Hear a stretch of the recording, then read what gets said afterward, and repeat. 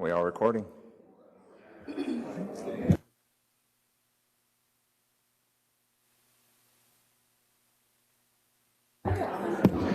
Good morning, Commissioners. Good morning. District 1, Commissioner Shernock. District 2, Commissioner Hampton. She's going to come in a little late today. District 3, Commissioner Herbert. Present. District 4, Commissioner Forsyth. Present. District 5, Chair Shadid. Present. District 6, Commissioner Carpenter. Present. District 7, Commissioner Wheeler-Reagan. District 8, Commissioner Blair. I'm here. District 9, Commissioner Sleeper. District 10, Commissioner Housewright. Present. District 11, Commissioner Epler. Present. District 12, Commissioner Hawk. District 13, Commissioner Hall. Here. District 14, Commissioner Kingston. And place 15, Vice Chair Rubin. I'm here. You have quorum, sir. Thank you very much. Good morning, Commissioners. Today is Thursday, July 25th, 9:11 a.m. Welcome to the briefing of the Dallas City Plan Commission. Commissioners, as you know, we have a lot on our plate today. We're going to get right to it. As you know, this is just a time for questions from commissioners to staff. We're going to start with the Forward Dallas piece. You should have received the spreadsheet copy. Should have one on your desk. We'll start out with Ms. Gillis. Good morning. Good morning, Commissioners. Andrea Gillis, Planning and Development. I am going to get used to it. As Chair Shadid mentioned, we just passed out 2 packets of spreadsheets. They're the same spreadsheets that were emailed out to you earlier this week. So largely what we're going to be doing today for the Forward Dallas item is running through these spreadsheets. What we've tried to do, and just to give a quick update and for those who may be watching, what we tried to do is organize the spreadsheets based on things that we think that need to be, it still is pending CPC direction. So those are all of the items that were put up to the top of the list on the spreadsheets, and they're color-coded sort of with a yellowish, orangish block in front of them. So from what I understand, and again, how we're going to try to handle this is that I'm going to read about a series of them all at once. I'm going to, and they're also ordered. So I'm going to call out the different items that we're going to go through in the afternoon. And I have to read all of those into the record. So you will be able to, hopefully you'll enjoy my voice. I'll be reading those all into the record. And then if collectively, so we're going to treat them like almost like consent. If those items that I read into the record, that grouping of 10, if nobody has issues, someone can make a motion on those 10 or 20. If anyone has an issue with those 20, obviously we can pull them out for further discussion and have a conversation about those. But we want to at least get through the ones where, relatively quickly, where no one has any issue with them. They're pretty much, and there are quite a few in here that are just minor issues, but we wanted to make sure that they were brought to the attention of the body. And then, of course, any commissioners, if there's anything on the spreadsheet or anything since you've had this plan that has, been burning, as something that you needed to bring up, obviously you can bring that up as well. And so what we're going to be focusing on are the 2 packets. We're going to start with the first one, which is the main body of the document. So it's the spreadsheet that has, the big one. That's the main body of the document, chapters 1 through 4, introduction through the implementation matrix. The smaller spreadsheet is the glossary. So that's what we'll go through after that. The other appendices are We did receive comments largely from the wonderful Commissioner Carpenter, who combed through these documents in very great detail and provided us a lot of grammatical edits. There wasn't substantive content edits in those. So staff will make those the edit changes, the grammar changes, and we will just get those up to date. We also sent out last night, there are a couple of considerations on the maps. We'll get those printed out to you as well for discussion. And what we tried to do is on those maps, key in exactly on those areas in the maps and the to from. So you didn't have to sort of try to go through and sort through as to what area we're talking about. And I think there are about 6 in there that we need to discuss. So that's how we're going to try to chunk through this and try to be as methodical as possible. What we did do as well is on the staff response comment or staff response column, we put the actual proposed text. So you can see it in there. We're not guessing or we're not saying, oh, staff just work through it, let it, trust us. The actual text is there. So if anybody has any issue with that, you can bring that up too if we need to tweak anything and adjust it. So that's kind of where we're at and what we plan for this afternoon. If anybody has any questions on that, or if anyone has any issues at this point where you think you want to bring up and that we are going to need to do a little bit more research before the afternoon, please let us know this morning as well. Thank you very much. And Commissioners, just to summarize, as Ms. Gillis said, for the record, we do have to read every single word that's in here to get it into the record. So Ms. Gillis, what we're going to do is she's going to read 10 to 15 or 20 of these items in, and let's say it's 1 through 20, and then we'll say, okay, Commissioners, of 1 through 20, are there any one of those that you would like to change a word or change, or maybe you don't agree with the change that was proposed by one of our colleagues, and then we'll pull that one off. Then we'll vote the rest in, and then we'll consider those individually. I think we can do that fairly quickly. I know I have read this 25 times and practically have memorized the words that are in here. So I know which ones, frankly, most of them I'm okay with, the changes proposed by my colleagues. But there are a few that I think we're probably going to discuss, and that'll be great. Questions, Commissioners? Vice Chair Rubin. Yeah, just one question. There are some where staff says they recommend no change or don't provide a recommendation. How do we handle those? So I talked with our city attorney's office on those. What I think we're going to do, and hopefully everyone's comfortable with this, we will first go through the ones where staff agrees, staff has no issue, there was nothing pointed out as potentially further discussion. We'll get through those first.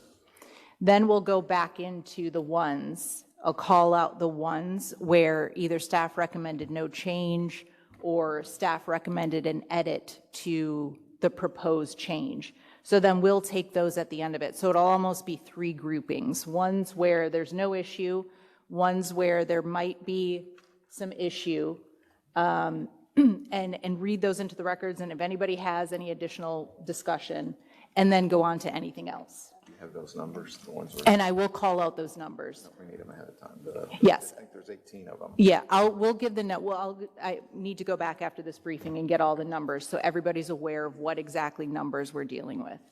So. Any other questions, Commissioners? Okay, thank you very much. And Thank you. I greatly appreciate the work that staff put into this. It's very detailed and exactly what we need to dispose of our work today. Thank you so much. Thank you to staff. Commissioners, we're going to dive right into the docket then. Just in terms of the schedule today, the Development Code Amendment item is going to be moved to the very first item that we will begin after we take a vote on the minutes. And the speakers do know that we had made that adjustment, and they are not only okay with it, but are very happy that they will not be here late at night. So we will take those speakers first and then move into the Forward Dallas piece. And we're ready for staff.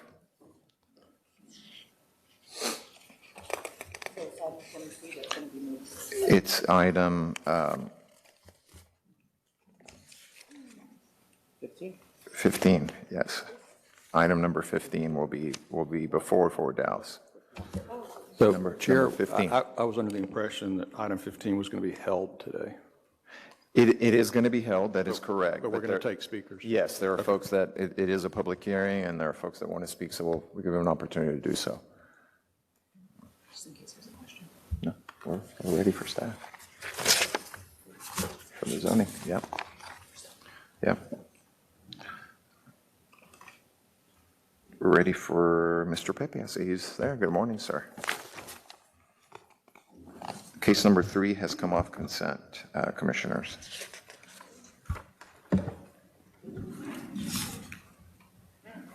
At this point, I think that is the only one so far that has come off consent.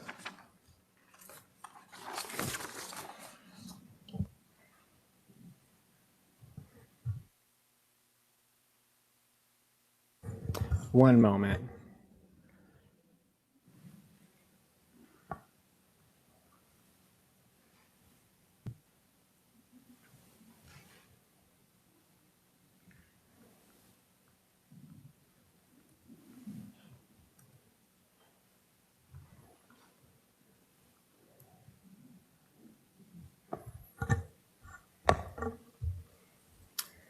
That's not it.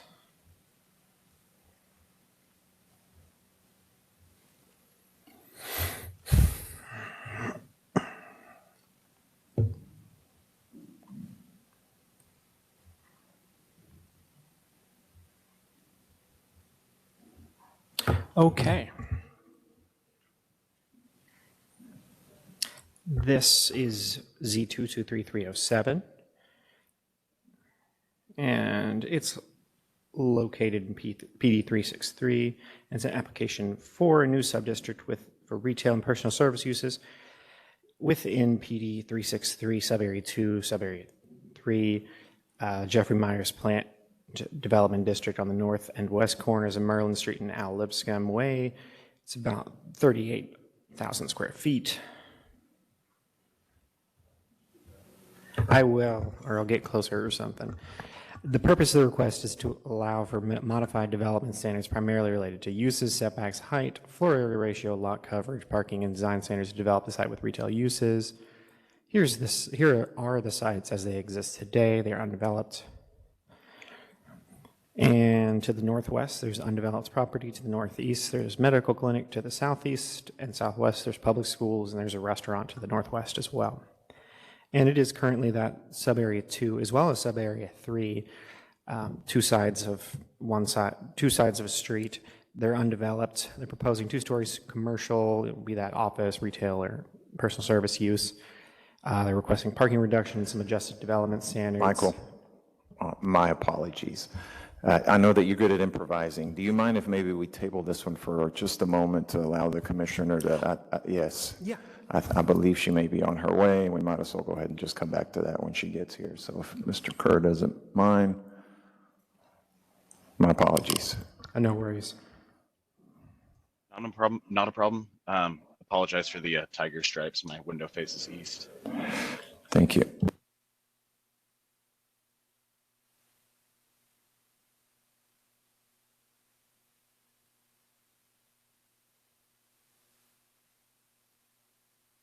Are you able to see my screen?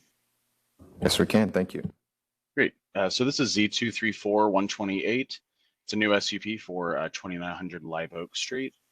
It's an application for a new SUP for a child care facility for a 10-year time period located on the south corner of Live Oak Street and Oak Street. It's approximately 1.715 acres. The site's located in PD 298, subarea 10, tract 1. It's the Bryan Area Special Purpose District. It was previously used as Meadows Foundation offices, and childcare is allowed within this PD with an SUP, and it is in Council District 14. Here's the location and the aerial of the site. And the surrounding uses, there is some retail across the street, some offices surrounding, a dog park to the southeast, and then some parking to the northeast. So here are some site photos. corner of Live Oak and Oak, looking towards downtown. And this is on the site in the parking lot, looking towards the building. This is the area that's going to be repurposed as a playground area. Then here is the site plan, an enlarged site plan. So the proposed conditions, they are asking for a 10-year time period with hours of operation being between 6 a.m. and 7:30 p.m. And staff's recommendation is approval for a 10-year period subject to site plan conditions. Thank you, sir. Questions, commissioners? Any questions on this item? Okay, we'll keep going.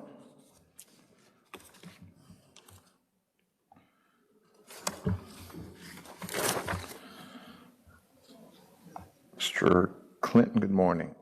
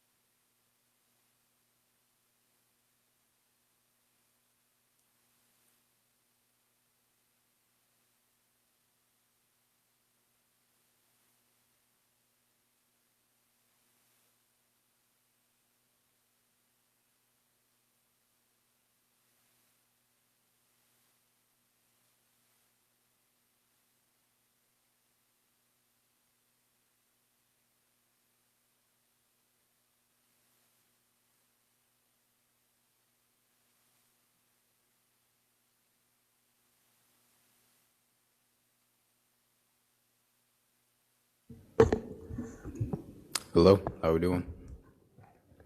Good morning. Morning. This is item number 5, case Z234-186.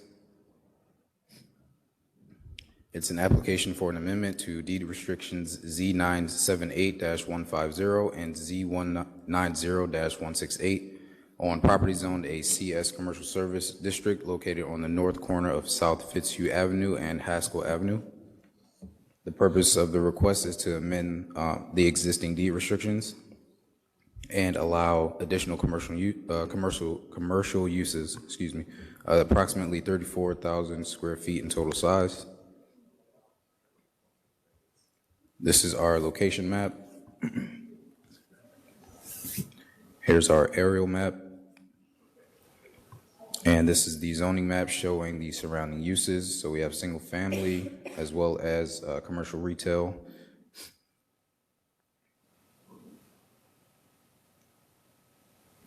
So quick background on this case. It's currently zoned CS with deed restrictions, and the applicant is proposing vehicle or engine repair or maintenance on the site. And overall, the request is just to amend the existing deed restrictions to allow permitted uses under CS zone.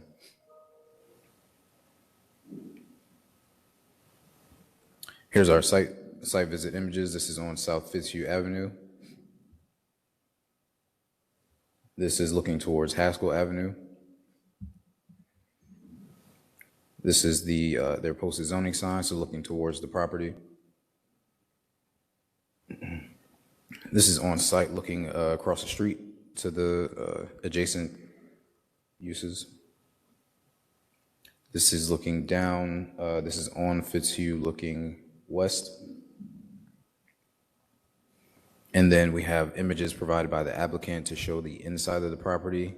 Part of their existing deed restrictions were to provide a 6-foot fence, but they went above and beyond and did a 7.5 masonry wall. So these images are just showing that.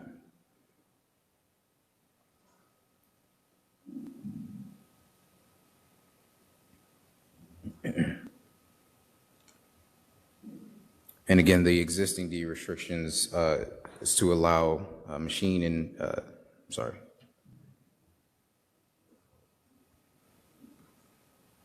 machinery and heavy equipment use. Again, another part of the existing D restriction is to maintain that 6-foot fence around the property. And here we have the applicant's proposed amendments to the D restrictions. So they are wanting to add those uses permitted in the CS Commercial Service District, limited to the machinery, heavy equipment, or truck sales and service use. Adjust the operating hours from 7 a.m. to 7 p.m. to the new hours of 9 a.m. to 6 p.m. They are looking to add a vehicle or engine repair or maintenance use during the same operating hours, as well as a vehicle display sales and service use during the same new operating hours.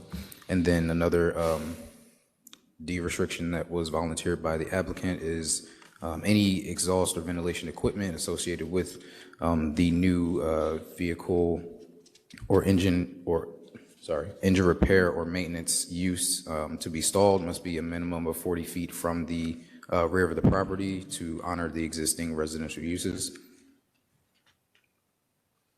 And staff's recommendation is approval of an amendment to the D restrictions as volunteered by the applicant. Thank you, sir. Questions, Commissioners? Commissioner Hall? Thank you, Mr. Clinton. When you say heavy equipment, what are you referring to? So my understanding of it was that the original use for the heavy equipment was to allow them to work on large trucks, I guess 18-wheelers. However, they're not looking to do that, so that's why they're proposing the amendments. Okay. Any other equipment like giant bulldozers or things like that? No, just cars. Okay. Just cars. And this requires a residential adjacency review? Yes. Okay, thank you. Thank you. Any other questions, Commissioners? Okay, we'll keep going. Thank you, Mr. Clinton. Mr. Bate, good morning, sir.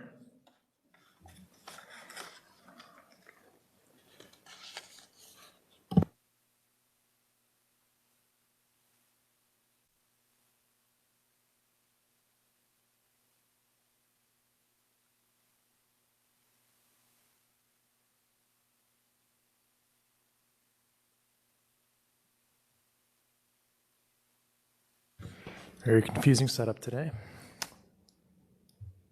Okay, this is case Z234205. It is an application for an amendment to specific use permit number 2437 on property zone subdistrict 1D within Plan Development District number 714, the West Commerce Street, Fort Worth Avenue Special Purpose District. It's located on the south side of Powell Street between Hazlitt Street and Sulphur Street, north of Yorktown Road, approximately 30,884 square feet in size. I do want to note as well, there was a failure to update this slide. This also includes a request for an amendment to Subdistrict 1D within that Plan Development District, as noted in the agenda. Located here in West Dallas. This is an aerial map of the site. Here's the surrounding zoning. Everything around there is PD 714. The site is alcoholic beverage manufacturing. There's some warehouses to the east, single family to the north, multifamily to the west, another office showroom and warehouse to the southwest. And then across from Yorktown Road, I believe, is IR, and there's a large postal service facility, if I'm not mistaken. The property currently developed with that alcoholic beverage manufacturing use, and that use requires an SUP in the PD number 714, Subdistrict 1D. SUP number 2437 was previously renewed on February 23rd, 2022 for a 5-year period. The applicant is amending the site plan to add a 610 square foot addition to the site. Here are the site photos on Sulphur Street looking southwest, and then to the west parking. On the southwest corner of Powell and Sulphur, then looking southeast away from the site, and east away from the site, to the north, to the south, then on Powell and Hazlitt looking northwest, then southeast at the site, on Hazlitt looking west, then looking east, Back on Sulphur, looking west at the site, or the main building there. Looking north. Then on Sulphur in Yorktown, looking north. Then looking southeast away from the site. So here's the existing site plan. It might be a little hard to see some of it, but what's going to be done is, here's the proposed site plan. They're putting basically just a large cover over what I believe are these silos or vats or something that are used for, I guess, the fermentation and production of beer. So if we see right here on the existing site plan where my cursor is right now, that is an uncovered area. And so they're going to put a structure over it just to cover it up. And just a more detailed thing here, this shows the 832 square foot addition, as well as the existing brewery and tap room. And just a comparison of the site plan. The PD condition changes. So what's being proposed is that we remove the requirement for development plan in Subdistrict 1D and the associated references to Subdistrict 1D development plan and Exhibit 714K. The reason for this is pretty simple. Subdistrict 1D, all it encompasses is the area of request. Having a requirement for both the development plan and the site plan and the SUP is superfluous. It's the belt and suspenders, as we call it. Having the SUP already inherently requires that someone submit a site plan and follow that site plan. The applicant in the past has run into some issues at permitting where the SUP is updated or the site plan is updated, but the development plan isn't updated. And so in order to avoid those conflicts in the future, we recommend removing those conditions within the PD. Staff recommendation is approval. Thank you. Questions, Commissioner Carpenter? Ms. Brett, I wanted to confirm that this is actually an 832 square foot addition. I believe your report said 710, so there may have been a change somewhere, but it still falls within the 12,800 allowed in the SUP. Yes, so the addition is 832 square feet. I apologize if there was an incorrect number in there. Okay. When the SUP was previously updated the last time, they put in a little bit of an extra wiggle room there just in case there's some overruns. So additionally here, we've provided a little bit of extra room in case there's a bit of an overrun, but the plan is for an 832 square foot addition. Okay, thank you. Thank you. Any other questions, Commissioners? Okay. Thank you very much, sir. Commissioners will go to case number 7. Mr. Kerr.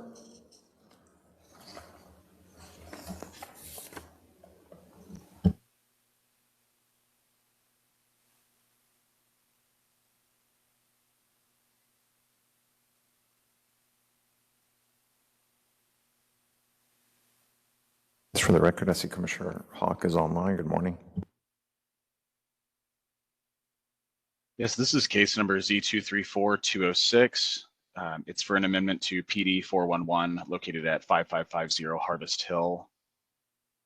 So it's an amendment to PD 411 to reduce the side and rear setback requirements from 25 feet to 10 feet. This will allow for small building expansion to existing small building on the site. It's located at the southeast corner of Harvest Hill Road and Noel Road.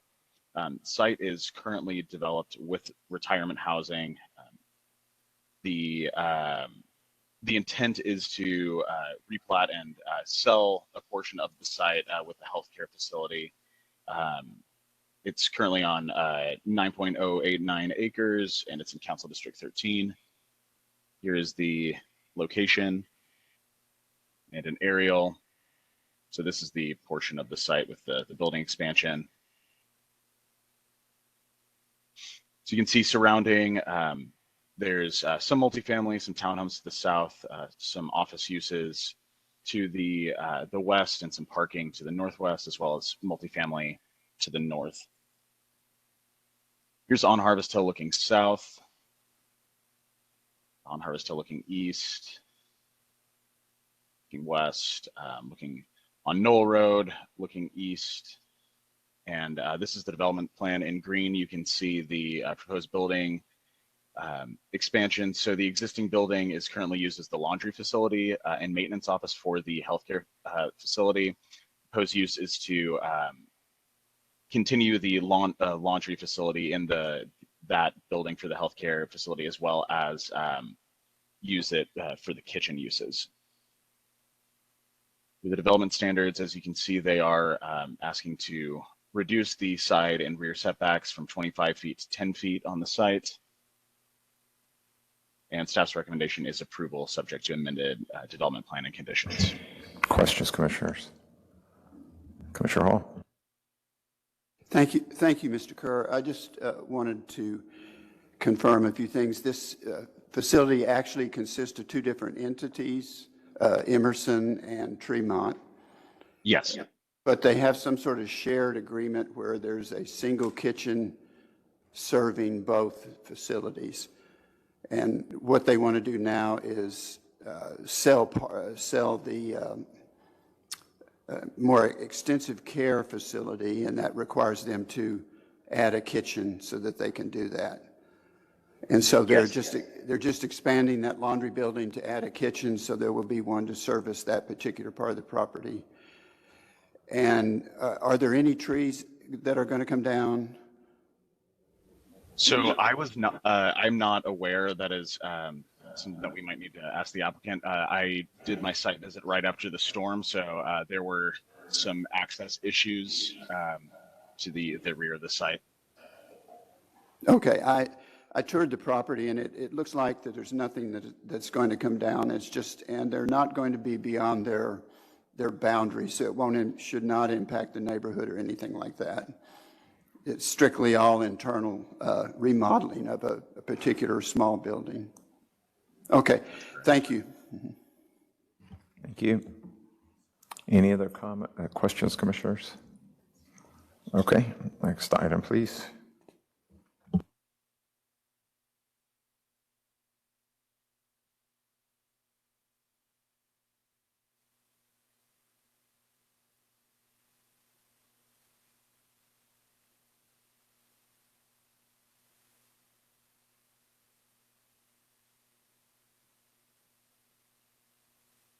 So this is case Z234209. It's a renewal of SUP 1959 located at 1302 Elm Street. It's a renewal of SUP number 1959 for an attached projecting non-premises district activity video board. It's located on the southeast corner of Elm Street and Northfield Street. The video board is attached to a current parking garage located at 1302 Elm Street. It's located within PD 619, Subdistrict C. The SUP was established in June of 2018 and it expires June of this year. The location is in downtown Dallas. Here's the aerial. As you can see, it's within a parking garage. There are office and retail and parking, just general downtown uses surrounding. So here is on Elm looking southwest. Here is on Field looking southeast. And this is a cross field looking at the video board sign. Here's the site plan for it, and an enlarged site plan. The applicant did request a time limit to not expire with the SUP, and staff's recommendation is for a 6-year time period with for a 6-year time period of this SUP. And staff's recommendation is approval for a 6-year period subject to amended conditions. Thank you, sir. Questions, Commissioners? Commissioner Carpenter. Yes, Mr. Kerr. I have a question about the logic of the 6-year renewal period, because from reading the report, it seems to me that the reason for the 6 years was that staff felt that these signs should be evaluated periodically from a traffic safety standpoint, but the report seems to make it clear that there was no current traffic study submitted. And if staff is going to recommend approval without current safety accident data, as it says, evaluation of the sign content to make sure it's not causing distractions, I'm a little unclear as to why it's a staff recommendation of approval if part of the reason for the 6-year renewals on the SUP was predicated on getting current traffic safety information, and this application doesn't include that. Good morning, Commissioners. I believe Mr. Navarez is online with us this morning to speak to that. I believe he had concluded that a traffic study wasn't warranted for this renewal, but I'll let him speak to that in greater detail.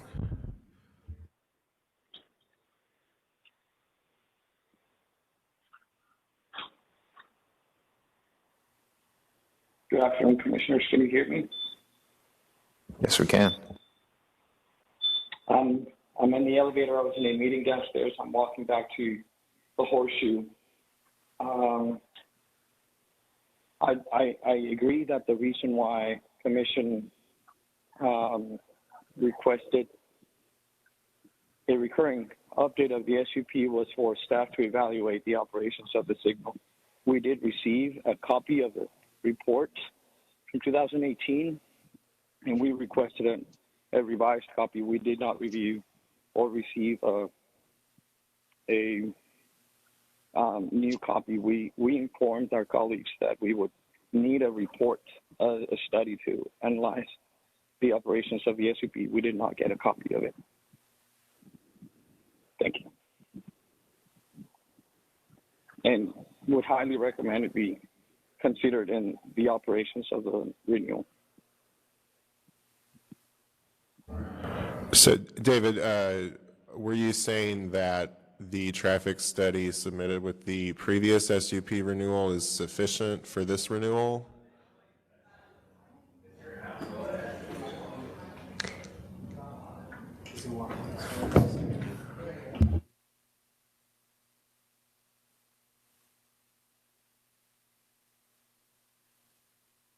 Good morning.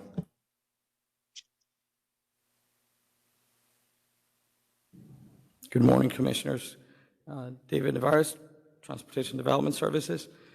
We did recommend that the case considered an evaluation of the existing conditions. The report that was provided to us in 2018 was contemplating a proposed sign. The reason why the SUP had an expiration was for us to evaluate the actual conditions of it. As simple as looking at the sign, making sure that it's not overlapping with any other signs or traffic signals and any traffic accidents that could have been occurred during the past couple of years. Thank you. Commissioner Carpenter, follow up?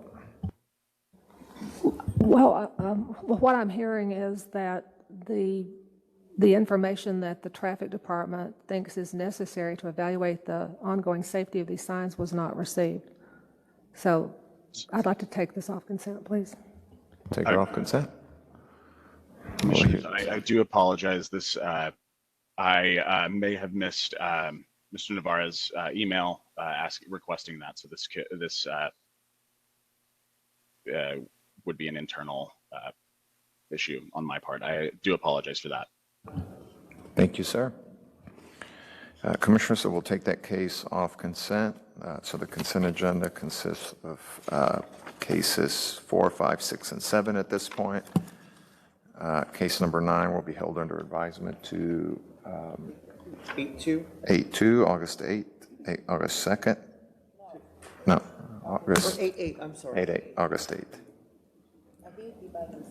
Yes. Are there meetings? August 8th, yes. Number 10, Commissioners. Mr. Pepe, back to you, sir.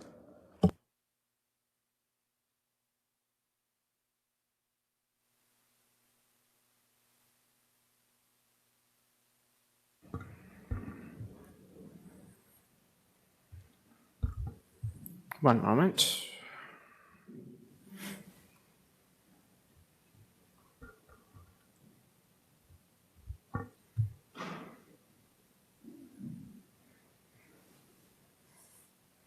Mr. Pepe, you want to go ahead and swing back to the first one? We're going to really make you improvise today, Let me if you see don't what mind. I've got Unless here. that one is pulled up. I think I left them both. No. Okay, we can do whichever one you have ready to go, and then we'll go back and pick up the one in D7.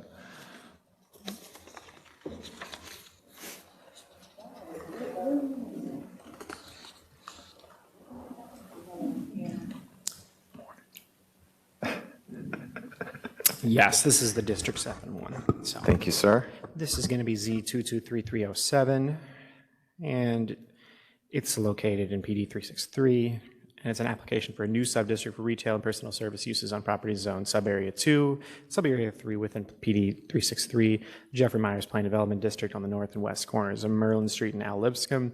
It's 38,000 square feet. And this is to allow primarily development standards, including variations to uses, setbacks, height, floor area ratio, lot coverage, parking, and design standards to develop a site with retail uses. These are the two sites as they exist today.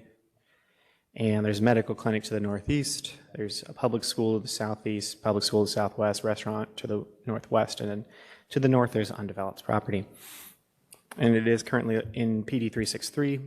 Proposing that two-story commercial structure on the two sites, requesting parking variations and adjusted development standards. And I'll go through the site quickly if I can. This is the north property. And this is the north property from Lipscomb. Looking back at the south property, public schools behind it. And then looking north at the property to the north that's undeveloped, drive-through restaurant, or excuse me, the restaurant without drive-through behind the southern site, parking area for that, and then the front of the southern property. And both these properties would end up having the same zoning, same uses and standards, but the standards should fit for each block ultimately. Here's the public school across Al Lipscomb, and then it's the medical clinic that's right next door. Looking further up Lipscomb at the multifamily. So big part of review for this was the existing MLK station plan. Designates this area as a walkable main street. Al Lipscomb being a main street and the parcels adjacent to it being a land use type that fits that. Generally, these are the goals of that place type or that land use type. Make it walkable, have a good corridor along Al Lipscomb, and try to craft zoning that will accommodate that. And you can see that reflected in the development standards. And so that includes sidewalks, 6 foot with 5 foot buffer, vertical buffers when parking is near sidewalks, transparency in line with the walkable mixed use district, pedestrian scale lighting, entries spaced evenly throughout on the public streets. Parking has to be set back. They don't propose structured parking, but for good measure, it's required to be buffered or screened if they were to have it. They have Article 10 landscaping. The one change since the docket is the requested to add a live-work unit. This is a similar definition to live-work unit as PD 595, but it basically allow them to do live-work units in these commercial sites, should they so choose. So staff recommendation is approval, subject to conditions as briefed. Questions, commissioners? Commissioner Wheeler.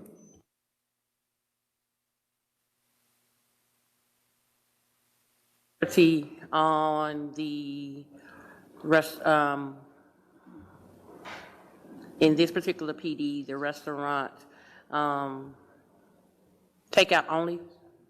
So is it in this PD that it doesn't have that same requirements as what we're facing in the PD 595? Is kind of Yeah, it's not going to have the same burdens as that due to how parking works in this PD. Should actually be interchangeable for restaurant versus takeout restaurant versus sit-in restaurant, or versus a general merchandise or food store, because food and beverage store is not a use in this PD. That's unique to PD 595, but restaurant is a permitted use, and general merchandise or food store is a permitted use, so they should be able to utilize those commercially. So is there no parking requirement in this? No, not for either of those. So in this particular PD, there's not a parking requirement? Is that the Yes. reason why? Okay. So not create, the difference between those would be none. Okay, thank you. Any other questions, commissioners?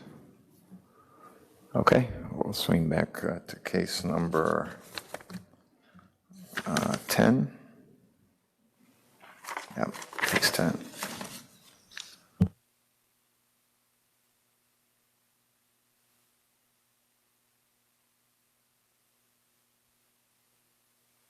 Okay, moving on. This is Z223331. And this is located about as far southwest in the city as you can get without being in the water. And it's an application for a new sub-district for SC Shopping Center district uses and residential uses within PD number 101, northwest line of West Camp Wisdom Road between Beltline Road and Mountain Creek Parkway. It's about 15.5 acres. And the purpose of the request is to allow for modified development standards primarily related to uses, density, floor height, floor area ratio, lot coverage, parking, mixed income housing, and design standards to develop the site with residential uses. And these are the lots that are included in the zoning. They're all just kind of the base PD 101 existing zoning, which functions as something of a light commercial or a commercial zoning at this time, similar to the shopping center district from the old code, the old code. There's a couple outside salvage reclamation sites nearby. There's a large amount of undeveloped lots in the northwest. There are undeveloped lots to the northeast. There's a property undeveloped or under development to the east, single-family subdivision across Camp Wisdom. There's some undeveloped property along whatever the FM number is to the southwest. And it is currently that PD 101. Long story short, it's a Chapter 51 PD created back in 78, modified significantly in 98, but it has similar uses to shopping center, which was kind of became, I think it was CR later on, but it was a commercial district. But the PD specifically took out multifamily back then and reduced the floor area ratio. But those are the primary real changes to shopping center back in the PD. It is undeveloped, all of these parcels, and they're proposing to add the use of multifamily for the subdistrict. In order to build that floor area ratio, they request an increase from 0.15 to 0.25 FAR, provided they provide 5% MIH and the design standards of 4.1107 as any MIH project. And so as we get down to the site, here it is from Camp Wisdom. I think I'm going to go southwest or west on Camp Wisdom, keep going west. Keep moving down towards the FM. There's a creek output, the southmost part of the site, and that's as best as you can see from FM 1382. And then we're going to go turn back the other side. There's a road called Turnout. North approach of the site, turn the corner around on Mesquite. Let's look down Mesquite, looking south into the site. Looking south and reaching the end of the property near the end of Mesquite. Then back on the FM, looking south, back on Camp Wisdom, the subdivision across Camp Wisdom.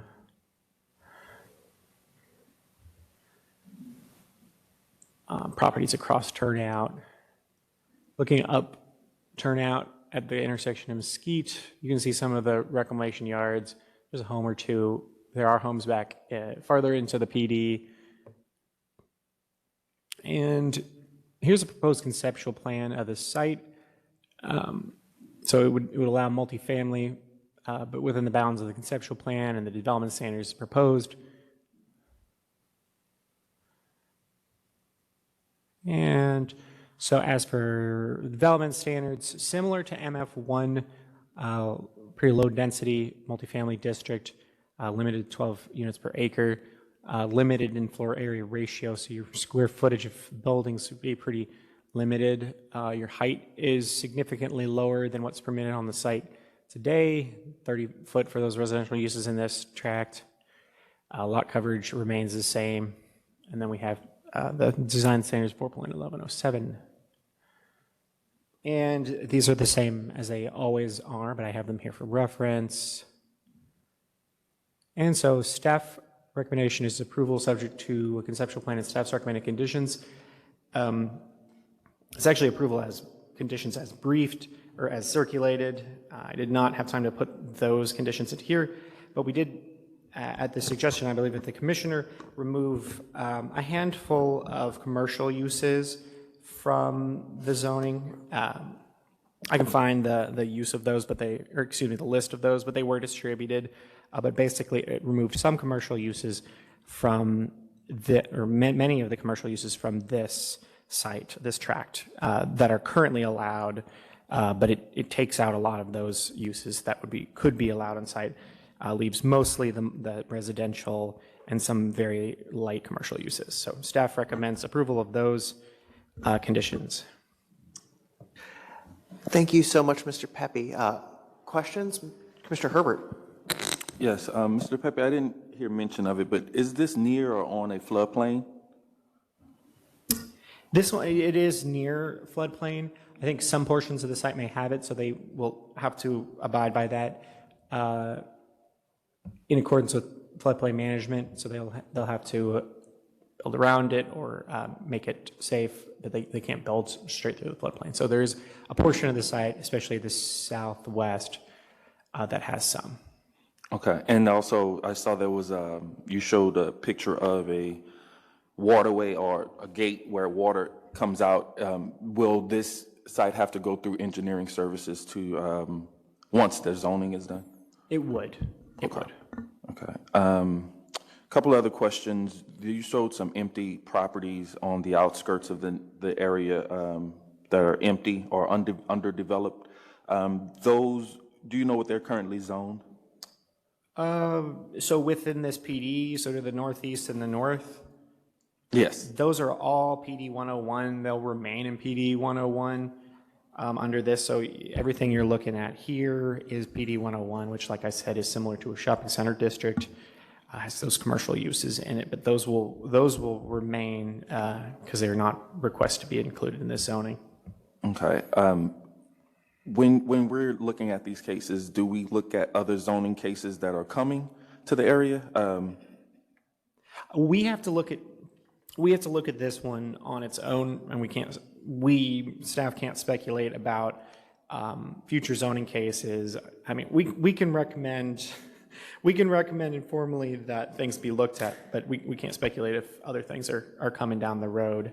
Okay, so are you aware that there are two multifamily coming at those two sites on that corner? I did know that the parcel to the east is entitled as such and is under development. Gotcha. Thank you. Another question.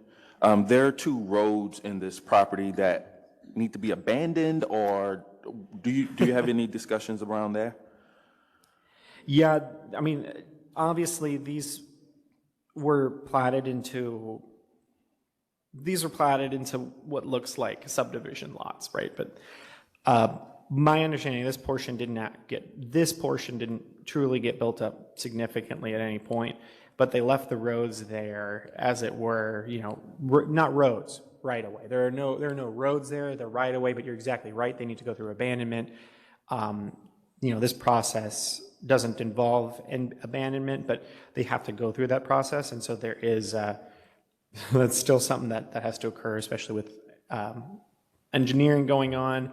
I actually think that the right-of-way, I understand the right-of-way in the south part also includes a drainage easement as well, so they will likely have to either maintain that as they undergo abandonment or modify it to improve it. So after zoning, this case has a lot more work to be done by staff. That is true. I mean, you look at all those lots, it takes a while to replat all of that for sure. Gotcha. Well, this site has a very interesting history, and I hope you get a chance to learn more about it. Thank you, Mr. Pepper. I watched your video. That was very interesting. Super interesting video. I saw Commissioner Hall, then I saw Commissioner Blair. Mr. Pepe, would you go back to show us that enlarged aerial overview? Oh, okay. What are all those white things?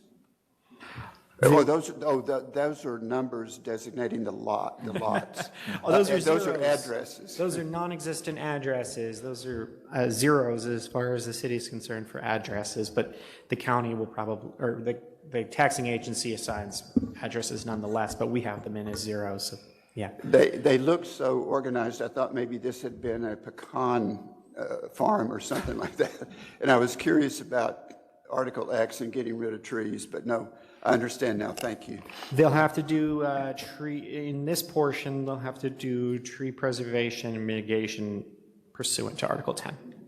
Okay, thank you. Great. Thank you, Commissioner Hall. Commissioner Blair. Do we know if a traffic study has been done based on the development requirements of what they're looking to build? I'll see if David's handy, he can speak further why we didn't have one, but I understand because of it's fairly low density, the unit count is fairly low, they didn't necessitate one. But based on the traffic that is already there, and any density that could come would be oversaturating the area. And I do think David, I do have more questions for David, but until he comes, oh, no, he's here.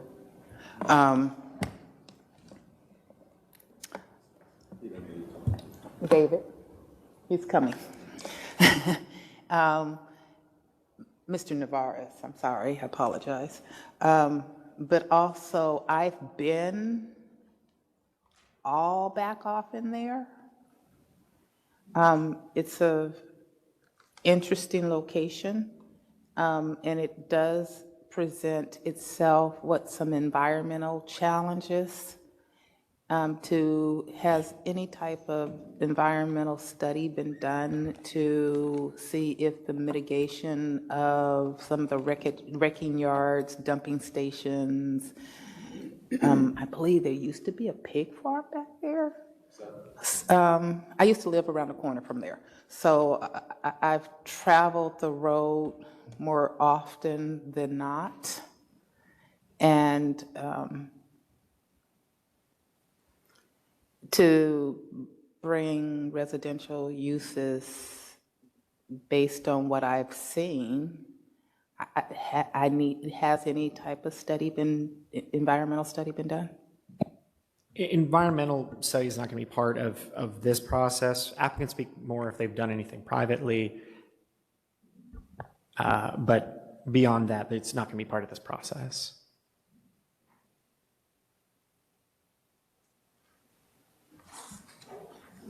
Do you have further questions, Commissioner Blair? Oh, okay. We'll get to you in just a second, Commissioner Forsyth.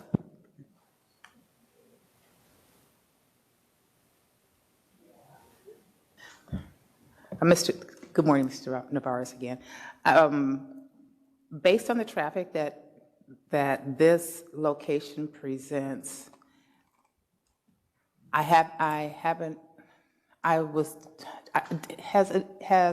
number one, has a traffic study been done? As a matter of fact, good afternoon again, David Navarez, Transportation Development Services. We did include the proposed development as a theoretical, hypothetical background project. In the evaluation of a project just across the street, the commission heard and approved a previous case across the street, just south at the corner of Camp Wisdom and Mountain Creek, thank you. And as part of that traffic study, we requested that the proposed development at this location be included as background. What the study did not include was their access from Camp Wisdom, but that has been already discussed with a previous developer and a proposed improvement for Camp Wisdom. So Public Works had actually already taken into account the left turn lane at X-Ray Lane, I think it was called, and So I can answer yes, the traffic for this development has been taken into account. And I know this particular intersection, 2 of them are Dallas, 2 of them are Grand Prairie. And I know that it's difficult at best to try to do any type of traffic mitigation plan without the neighboring city municipality. But knowing that, I still need to ask, has any consideration been given to a traffic light at this location to help the flow of traffic? Because Beltline is a extremely busy freeway, and it probably should be TxDOT, but it's not.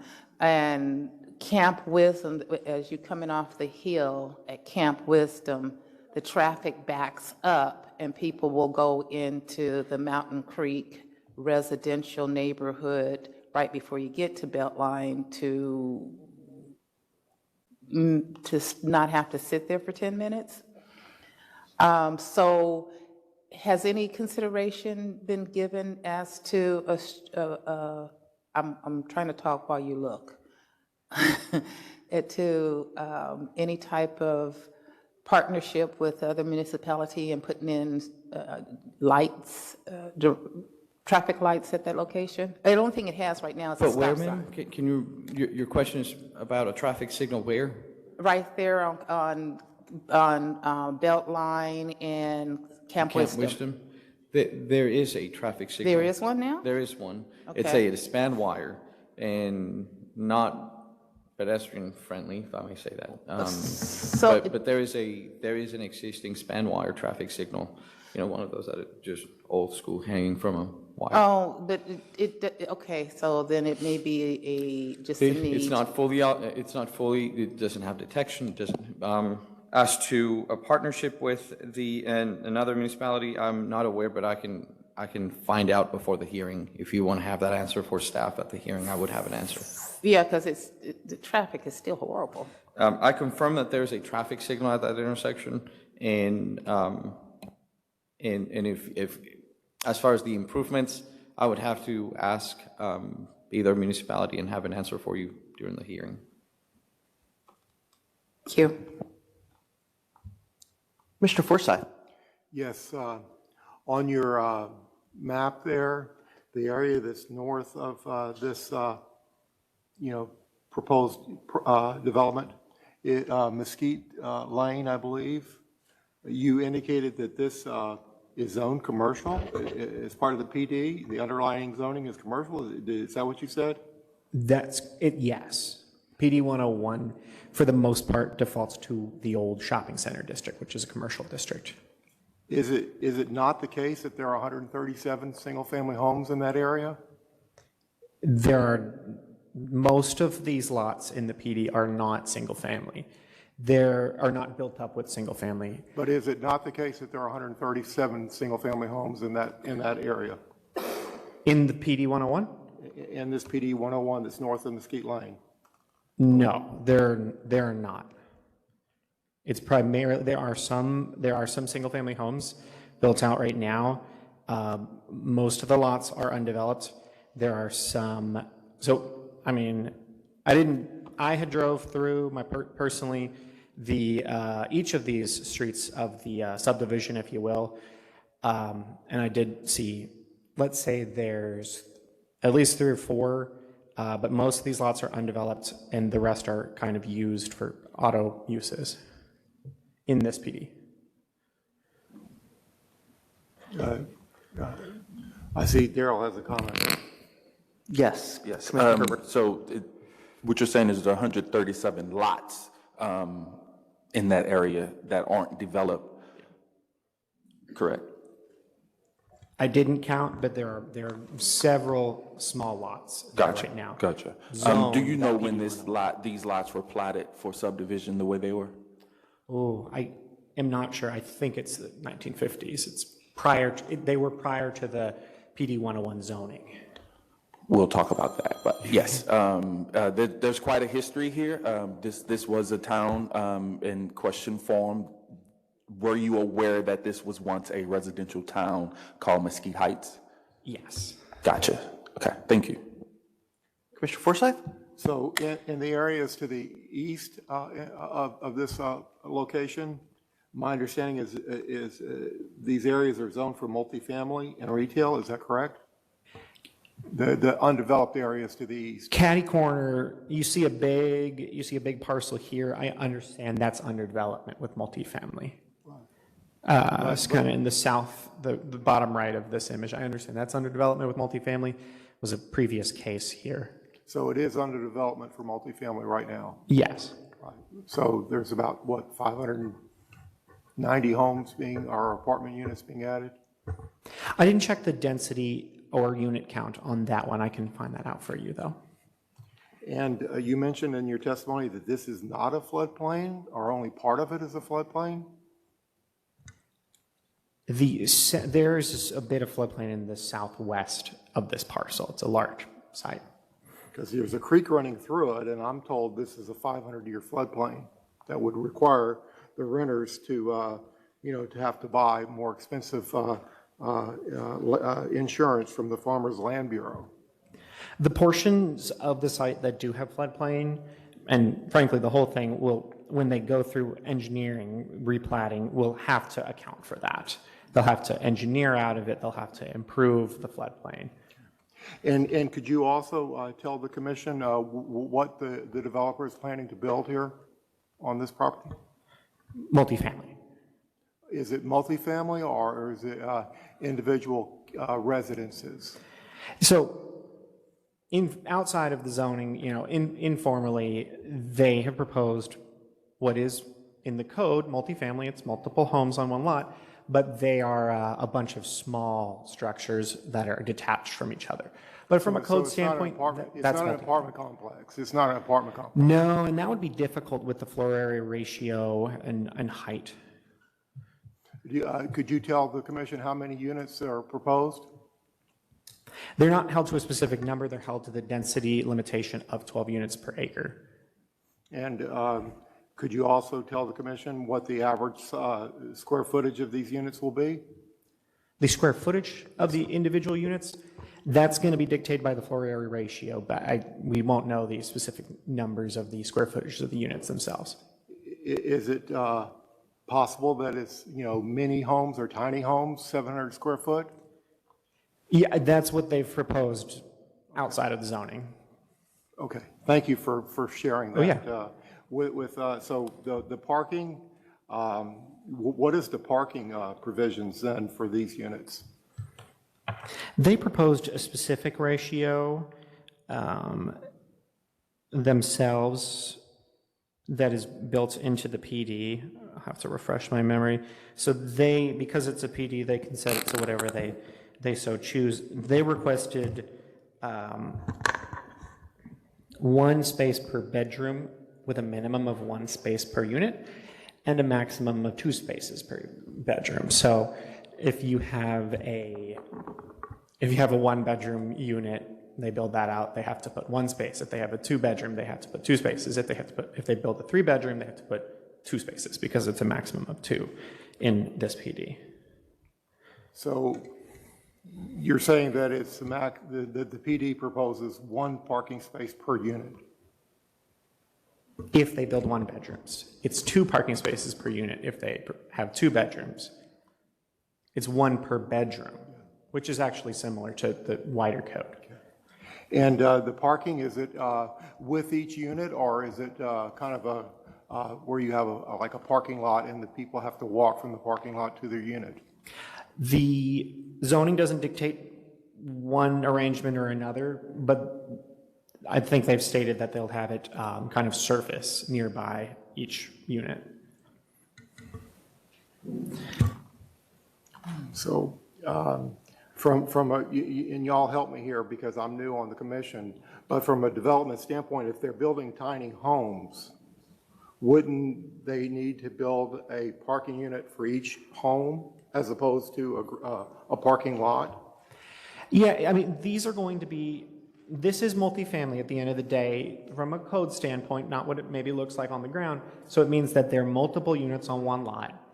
And so when you're providing parking for multifamily, for residential, it needs to be on the same lot. That's it. So it doesn't have to be necessarily in the building or what have you. They maybe answer what their plans are, but zoning doesn't prescribe one method or another. It does state that it needs to be on site. And finally, there will be a replatting requirement later on for this property, right? Absolutely, yeah. And David was here, he helped me out. There's actually the true floodplains do not reach this site. If they have spots for drainage easements and things like that, we've determined they have a drainage easement in the southwest. They have to include that in their platting process, but there's actually not floodplain on this site that reaches here. But there, I know that there is to the west, off-site. Do you have any further questions? I saw Commissioner Housewright, then I think we're on to round two with Commissioner Herbert. Mr. Pepe, I hear conversation here trying to put a name or a label on this project, so I'm gonna join in on that. Would it be fair to characterize this as single-family rental? It's multiple units on one lot. Code considers it multifamily. A normal person might consider it that, that you described it. When you stand on the ground and look at it, a normal person might call it that, but our code calls it multifamily because it's multiple units on one lot. Multifamily will come in many different forms. Right. I understand that. Hopefully I'm normal. You're the one speaking English here. I'm the one speaking code. Yeah, no guarantees. But I think from what I can see in this application, that this is really not tiny houses. I mean, 700 square feet is not a tiny house. So I'm just, would you agree? I got to put a question on that.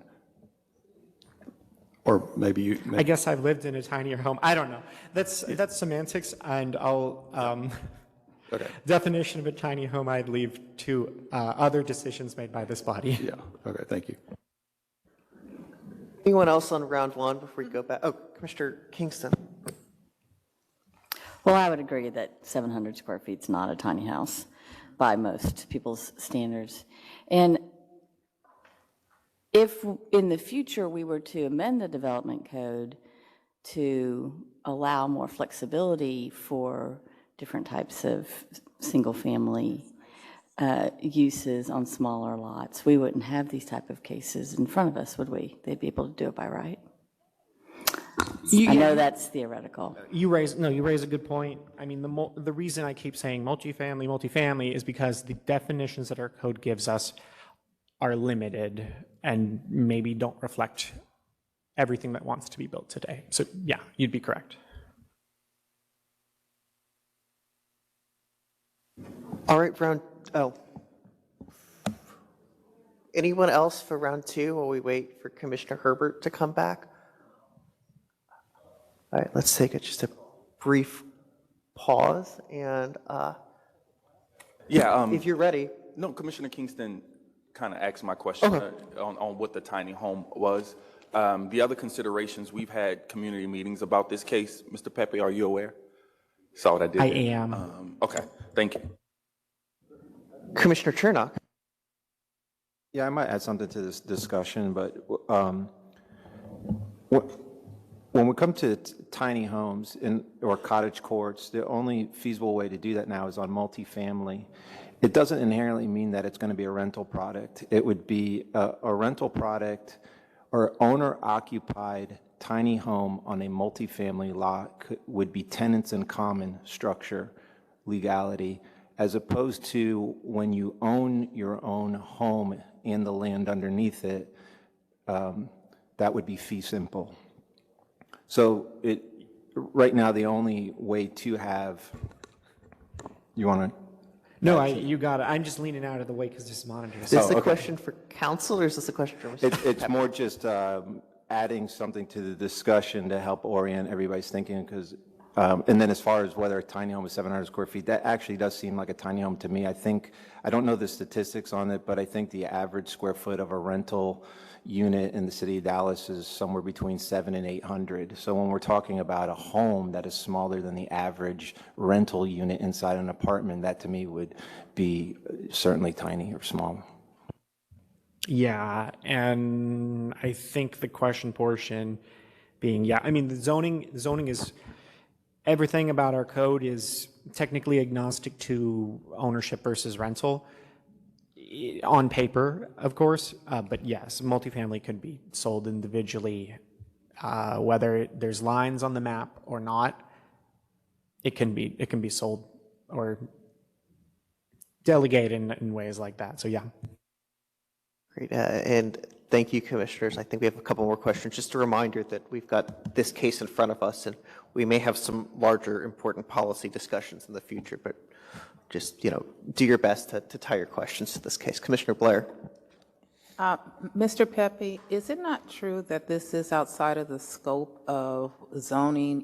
Isn't the zoning, is this a good use of land? And based on the definition of what we're trying to accomplish and what is or is not in code, better left for a different day in a different place? Yeah, potentially. I mean, I'll just say the reason that we keep talking about multifamily, and maybe there's some, it's a weird. Talking about getting down to the granular. Is this a tiny home? Is this a cottage court? We don't have code for that. That has not been. That is not something that we are able to present in today's codes that we do have. I wouldn't get into that conversation if I wanted to, but at the same rate, all I'll say is you're right. What we have in front of us is things like density, height, and floor area ratio. And in a general sense, I will say that this zoning, those standards I just described, do prescribe small amounts of floor area. So in the boundaries that we have today, and I guess this is a better question for Mr. Moore, the boundaries that we have today, that we're outside of our box in some of the discussion we're doing?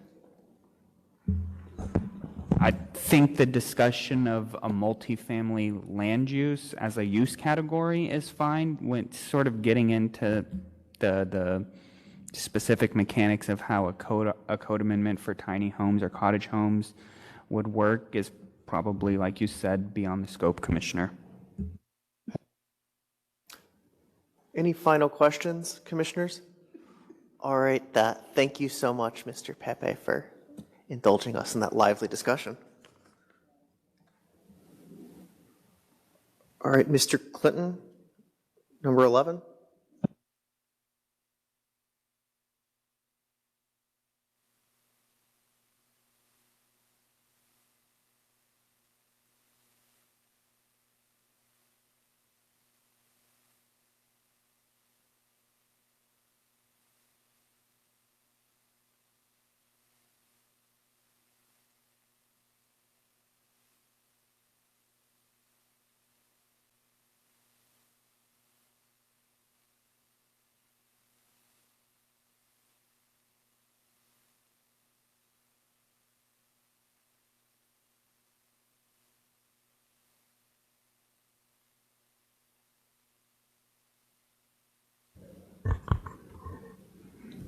This is case Z234-142. We've heard this one, so We have. I think we're going to brief the updates, please.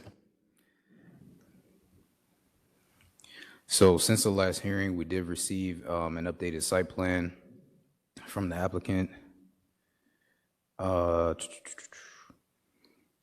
on the updated site plan, the applicant did put on the bollards. They put those bollards in the proper location. They put the dimensions and the labels and the callouts on the site plan.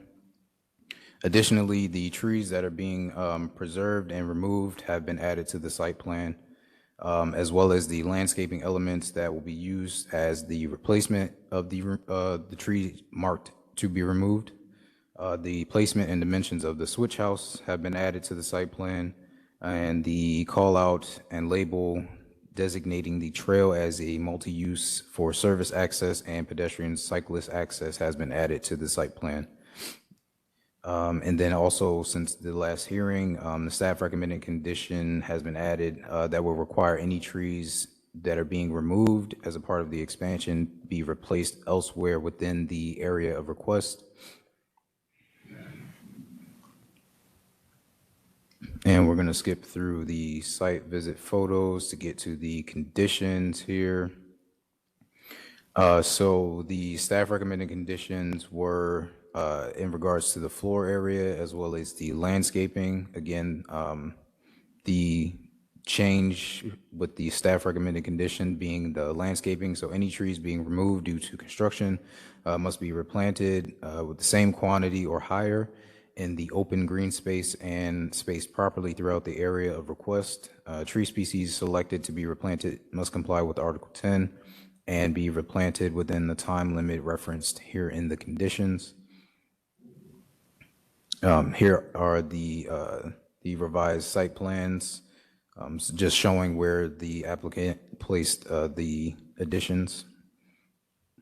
And here is a zoom in of the site plan.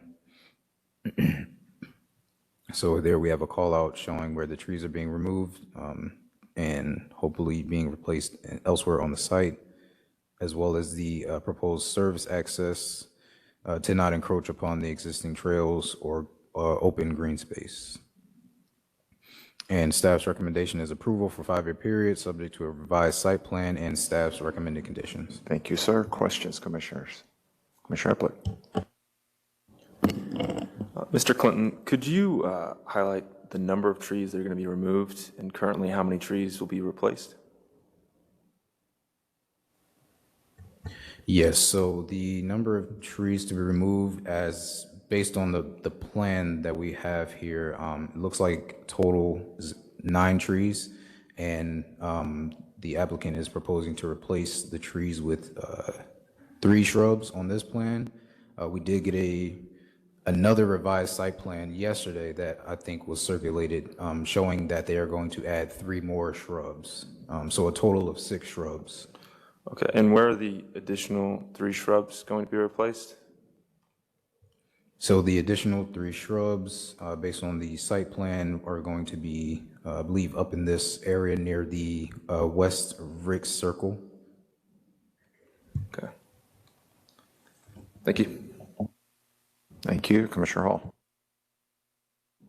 Mr. Clinton, did you say the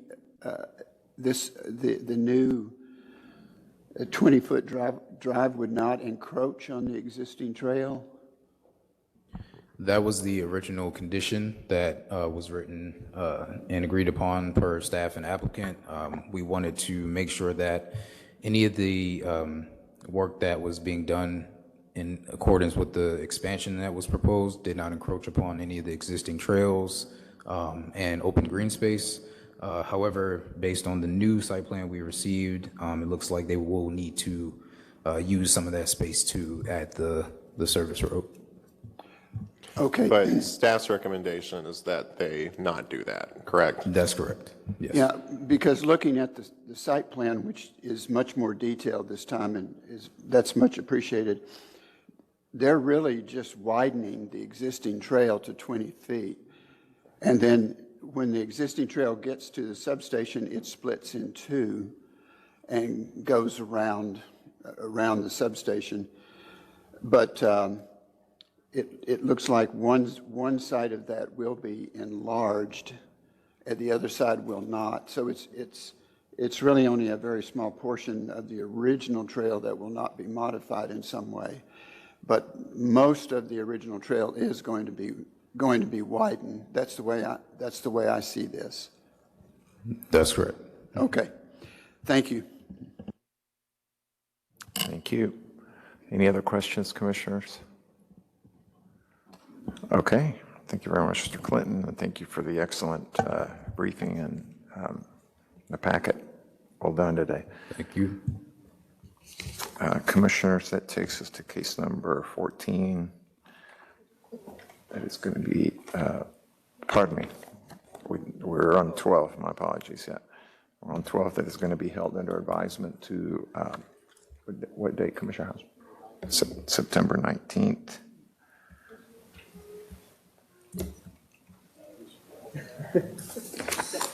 September 19th, number 12. So that takes us to 13. And back to Mr. Pepe.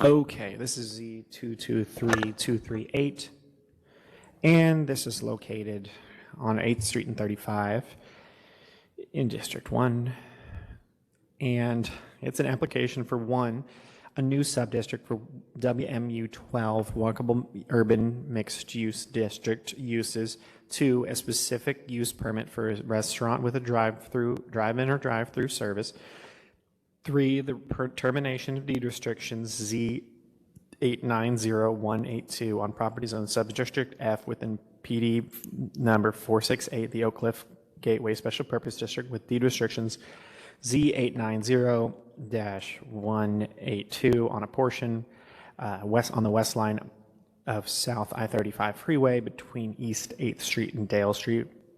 Area request is 0.57 acres. Purpose of the request is to allow modified development standards primarily related to permitted uses, setbacks, required frontages, parking setbacks, building elements, landscaping, streetscaping, and form district standards to develop a restaurant with a drive-in or drive-through service. Here's the site as it exists today. It is undeveloped. A couple of small properties. So to the northwest, there's multifamily and a single family. There's a depressed freeway to the east. Across there's a motor vehicle fueling station, across 35. South across 8th, there's a restaurant without a drive-through. And then there's a small hotel directly to the west. You can see the south part of the site has deed restrictions that limit the floor area ratio on there. I'll have more detail later, but while I have this map, just for context, here is this tiny little parcel within the greater PD 468. PD 468 being the Oak Cliff Gateway Special Purpose District. It's been amended before, but it reached its current form in 2015. This area is called Subdistrict F, which kind of calls for walkable mixed use 12. Drive-through uses are permitted currently when you request a specific use permit. But because of the development standards, they have to request exemptions to form a zoning to actually build the use how they desire. And there's also the deed restrictions that I mentioned that limit the floor area ratio of that portion to 1.0 FAR. Here's the site from 8th Street looking north. And turn the corner, go up 35, maybe. This is looking west on 8th Street. It's looking north on 8th still. Now we're flip around, looking south on Dale Street. So this is the back side of the property or the bottom of the hill. Kind of there's a slope along the property for sure. Then we turn around. This is the corner of 8th and 35. This is the current surface at 35 and 8th Street. Right across 8th Street, the restaurant without a drive-through. That's across the way. And then looking southwest, some of the surrounding uses. And then this is looking northwest. You can see the motel property to the in the right of this image, and then just further down towards Jefferson where the prep school is. And then back on 8th Street, some of the homes. 8th Street being, or not 8th Street, I'm sorry, Dale Street, the north side of the property, multifamily. Here's a site plan as it's proposed. A little zoomed in version, basically a small drive-in restaurant, parking on the I-35 side. And here's the landscape plan as proposed.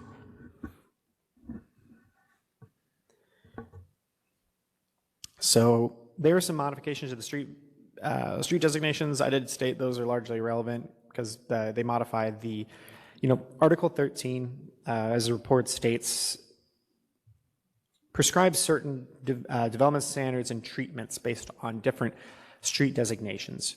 And although we have modified street designations in this, the modification of the development standards doesn't really make that too meaningful, but I do need to put it in here.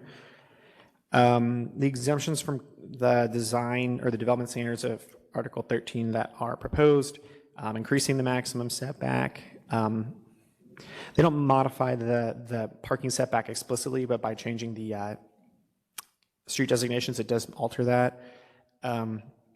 Primary entrances, there's only one on 35. Normally there'd be one required on the primary street.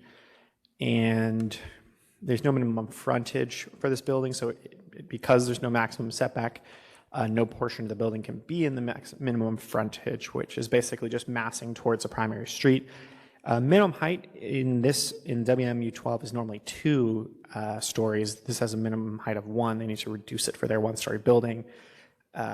They modified their minimum transparency. They obviously modified their street designations, but for their primary, so let's just say 8th Street, 18%, Dale Street, 3%. There's a caveat to the I-35 facade. It'd either be 25% or have like a mural.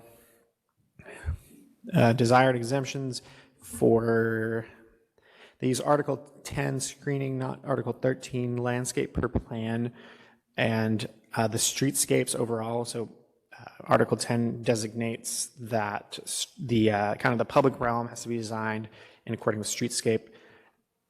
Exhibits in Article 13, those are exempted here. Staff does recommend the landscaping and streetscapes per Article 13. Should council approve 6-foot sidewalks except where shown on plan? Normally 6 foot would be the basic in this district, but they offer or they request exemptions where they show on the site plan, which is a portion.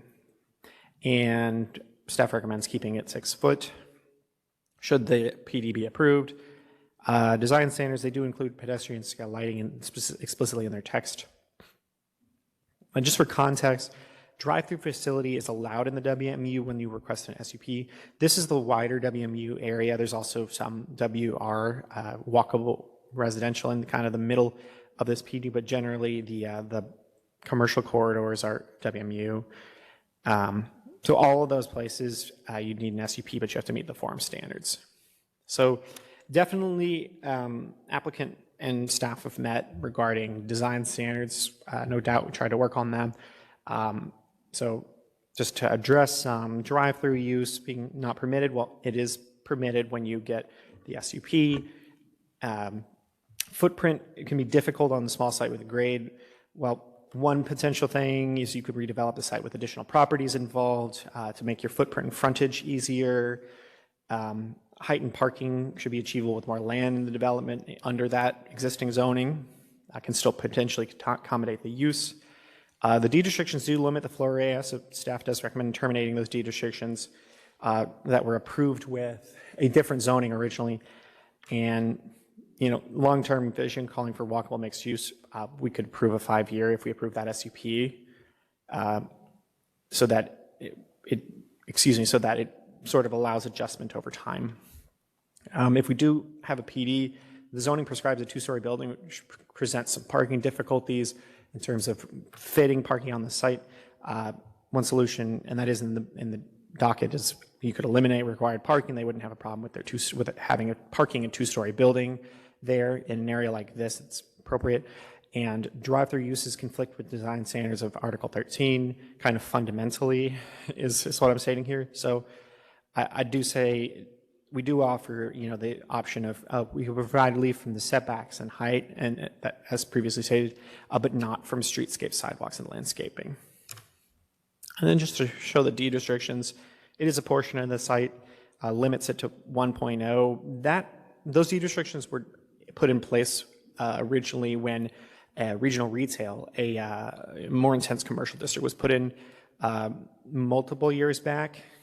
And so intent is not there, and I don't think it conflicts with a basic ability to develop under WMU 12. So we do recommend it terminate those.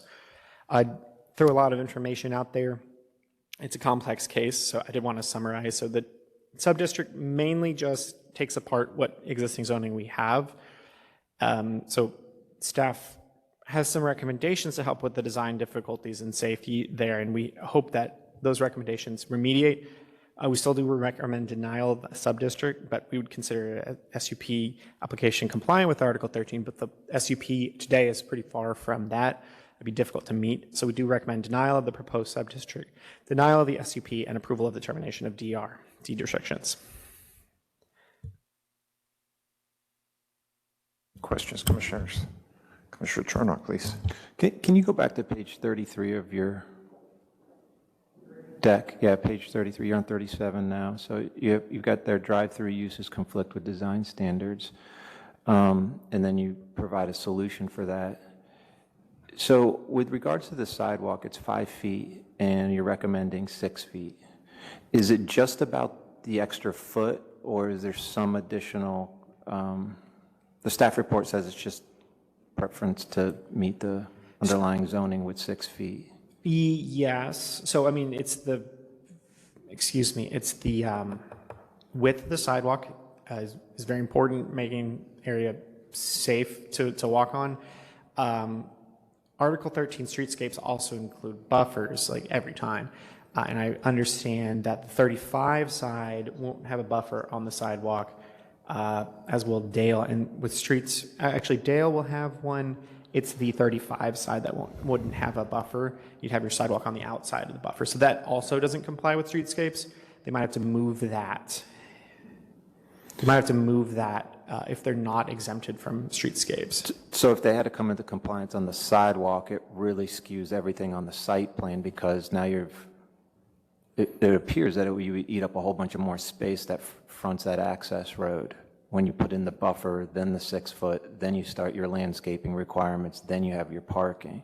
So is it the lack of compliance along the access road really is, it's a big, I think that's where they'd run into the most trouble, but we felt strongly about it as a safety issue, because the Article 13 streetscapes get us buffers and width. On that access road, there's actually some old curb cuts. So they're towards the corner of 8th in the access road. There's not a, right kind of out of so the, that's out 8th of the, Street? Out of the frame. To the north. Yeah, and I do remember there being one, So- but those are not proposed in the, Yeah, so let's just say hypothetically it was approved with the because those sidewalks were newly poured. They're relatively new. the text dot ones. The text dot ones. How would that curb cut get put in if this hypothetically was a recommendation to leave the sidewalk? Say it was approved and leaving the sidewalks as is. Is there a way to get those curb cuts cleaned up? Well, the site plan does not call for access there. So if they want to do No, I mean, it's just, yes, they're not trying to access, but it still probably should have those cleaned up. if they do a redevelopment of the site, they would have to, because it's not compliant with the site plan as it is. The next question I had was regarding the traffic, and these might be better directed at Mr. Navarez. Yeah. If he can.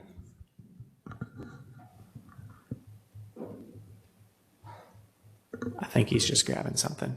But yes, thank you.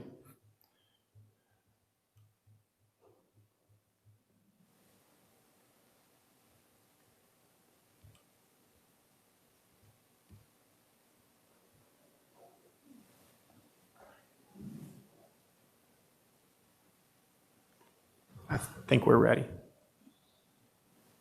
Ready? Oh, yeah. The comments under traffic in our report says avoiding impact to the public right-of-way requires an active management plan, which is typically difficult for store managers when they are not adequately staffed. Was there something about your discussions with the applicant that, or why would you assume it wouldn't be adequately staffed? Thank you, Commissioner. That's anecdotally what we found throughout the city. Not naming the proposed tenants a coffee shop land use requires active management, and what we find is that store managers are just unable to. And sometimes at the request of this commission members or their council member's office, staff are sent to visit with store managers. Store managers tell us, there's just so much I can do, and this looks beautiful. To them, the traffic that they see out on the street means business. Right. Good business. We are then in a position where we can't solve a problem unless the store manager helps manage their traffic. And so what we have done in the last couple of years is reword the way that the development impact review, which is added onto zoning ordinances, is what we're now calling it more of an operations plan, which means we visit with a store manager and we bring a sheet of paper that has a very cartoonish, far from technical, but it shows where they need to put cones or A-stand signs that says traffic go around the block. And anecdotally, what we find, though, is the size of the building, or the size of the site is what creates restrictions or limitations for city staff to work with store managers. That's where that comment comes from. And a lot of that, when you're comparing like other Starbucks and other coffee shops, there's not a lot of other comparisons for just drive-through. My understanding is it's a relatively new typology for the coffee shops to be doing drive-through only as opposed to walk-in. In fact, what the majority of the drive-through facilities that we're seeing in Dallas at permitting today are, I'll say 9 out of 10, and even more than that, are drive-through only. It's a new concept that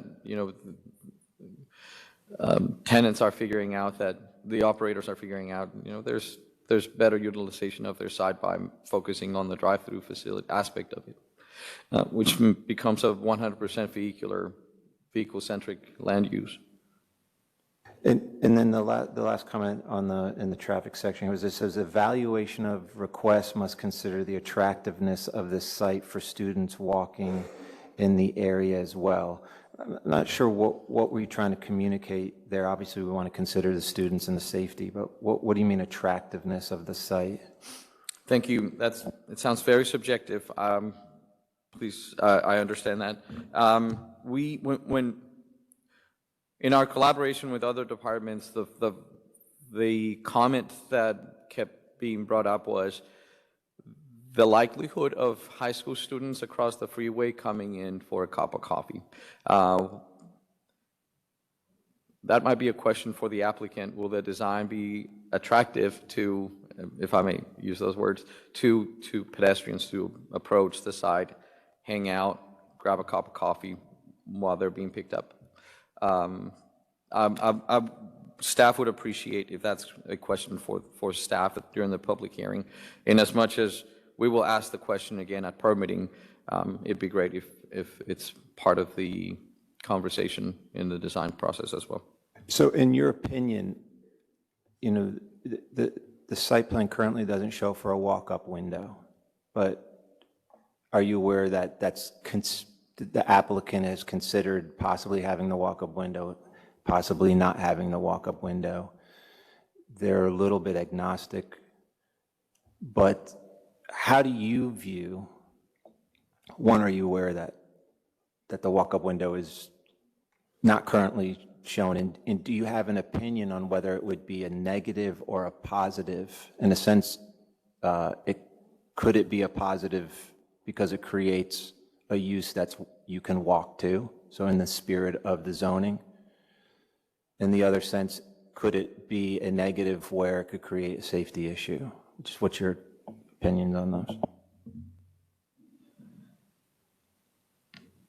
I'm being careful not to enter into my colleague's realm of planning. That though question could be for either of you. Mr. Yes. Pepe, if you want to weigh in on that, that would be helpful for me. I mean, I would love to comment. The concept intrigues me, but I'll let you answer, please. Give back one.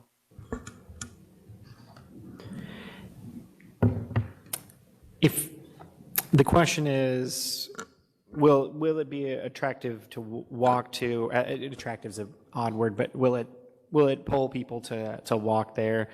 And I mean, I said this yesterday, that where things are, where goods and services are, where people do walk, whether it's walkable or not, whether it's comfortable or not. So I tend to lean towards making things more comfortable. If it's a question of adding the window, I would say that adding a requirement for a window is a common solution that is proposed, and I can't think of an example of a walk-up window proposed elsewhere, but I know that it is a common policy solution to drive-throughs, if you will, sometimes. So it's an option. If I may add, Chair, we should take into account pedestrians. There will be someone walking to this side, whether there's a walk-up window or not. And if not, even we should want to have pedestrians walk to this location. Now, we're right next to a highway. We're right next to a freeway. And yet, we should still take into account pedestrians, which is why we've informed the applicant then once this moves forward to permitting, the improvements at the intersections will be triggered to upgrade the ramping system to accommodate pedestrians. Because regardless of the land use, and as much as this is a vehicle-centric land use, autocentric land use, we are taking into account the fact that there will be pedestrians approaching this land use.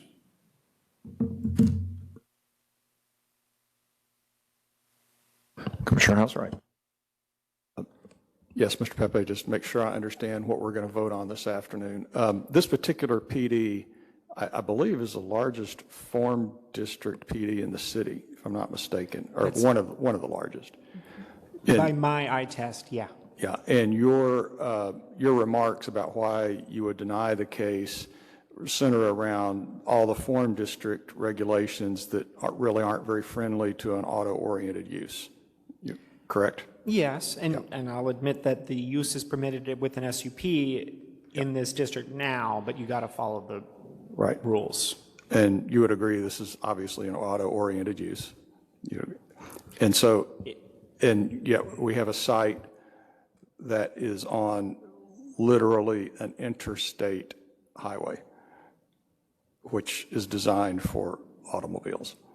So our question this afternoon, will it not be, what do we think about form district regs, and should they extend all the way to a site bordering an interstate highway, or is this a site where perhaps there is flexibility or an exception? That's the question this afternoon, right? Yes, and I would say, I mean, we have a lot of places that are currently unwalkable or very uncomfortable to do so, and I don't find it to be a aesthetic or cultural feature of land use, rather a primarily safety issue of land use. So safety is the number one concern here, and there's more to safety than just sidewalks. There's shade. Shade is safety. Shade by buildings and trees is safety in this state. And so what and then I'd also add that we have places you'd consider autocentric or difficult or uncomfortable to walk in, but many of those places are that by design and by regulation and not by accident. So whenever possible, as a planner, I'm going to push for improving rather than maintaining, I guess I would say. It is a philosophical question. I've talked with the commissioner extensively that it's philosophical and it's difficult. And I'll just add to that kind of another perspective, just because this PD was a special purpose district that was established by authorized hearing, and the boundaries of the PD extend to the frontage of this interstate highway.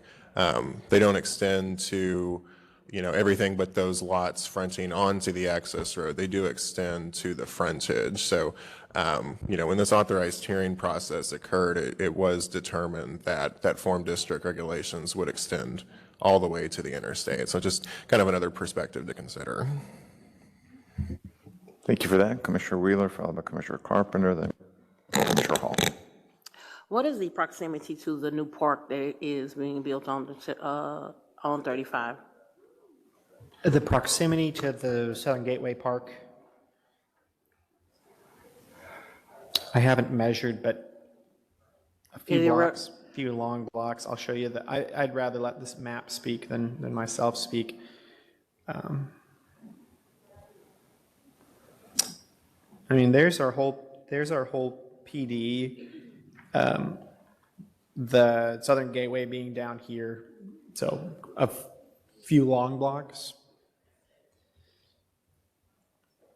So what street does that start at? Is that Wait, Ewing? one more time. What street does that start at? The Gateway? Do you think is it Ewing or it's not that far from 8th Street. It's not that far from 8th Street. 12th, somewhere around there. 12th and hold on. I don't remember exactly what street it starts at, but Ewing, south of 10th. So really say not 3 long blocks. So I'm thinking I'm going to ask it is possibly that they are getting this is Starbucks, right? That's what I'm told. Is it that they're building for what is to come, and the improvements that I'm going. Is there a possibility that the city is going, or TxDOT is going to improve the walkability so that people can walk to the gateway, and that would provide that buffer, those sidewalk buffers?